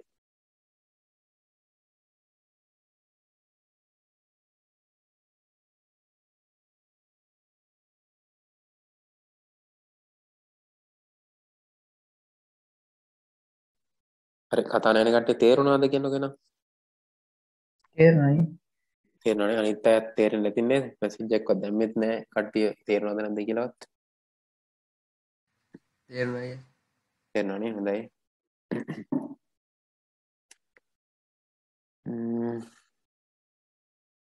තිලිනි පියුමි ලක්මිනි කට්ටිය තේරුණාද නංගිලා? පියුමි ළමයි ගැන කතා කරලා තේරුණානේ. හරි. තේරුණ දැන් කොහොමත් මේ සමහරට ඔයාලා කියවලා තියෙන්නත් ඇති කියවලා නොතියෙන්නත් ඇති හරිද දැන් කොහොමත් අයසරයක් කියවන්න දැන් මම ඔයාලට නිකන් කතන්දරයක් වගේ මේක කියලා දුන්නානේ අපි උදාහරණයක් ගත්තා ඒතර ඉස්කෝලේ ලේසියෙන් උදාහරණයක් ගත්තා එතකොට දැන් ඔයා මේ උදාහරණත් එක්ක අයසරයක් මේක කියවන්න කතන්දරයක් ඉදලා මම මේක කියලා දුන්නේ එතකොට තව ටිකක් මේක හොඳට හුරු වෙනවා හරිද මේකේ තමත් වැදගත් කොටසක් ඔයාලට විභාගෙට කියවලා මොන හරි ප්‍රශ්න තියෙනවා නම් ගෲප් එකේ මැසේජ් එකක් දාන්න මම ඒවට උත්තර දෙන්නම් අයියා ඕකේ මේකේ නෝට් එක දාගන්න ඕනේද? මේකේ නෝට් එක ඔයාලට තනියම දාගන්න බැරි වෙන්නේ. හරිද? ඔයාලා මෙතෙන් මේ හයල් ලියලා තියාගත්තනේ. හරිද? මම ඊළඟ දවසේ මේකේ නෝට් එක කියන්නම්. මෙන්න මේ ටික ලියා ගන්න කියලා. මම අර කිව්වේ නැත්තේ නෝට් එකක් දාගන්න ගියොත් එහම සෑහෙන වෙලාවක් යන නිසා. දැනට නෝට් එක දාගන්න අවශ්‍ය නැහැ. ආයෙසරක් කියවලා තේරුම් ගන්න මම ඊළඟ දවසේදී නෝට් එකත් ලෑස්ති කරලා දෙන්නම්. හරිද? එhmenan මම අද රෙකෝඩින් එක නවත්තන්න මොනවාරි ප්‍රශ්න තියෙනවා නම් ඔයාලට අහන්න පුළුවන්.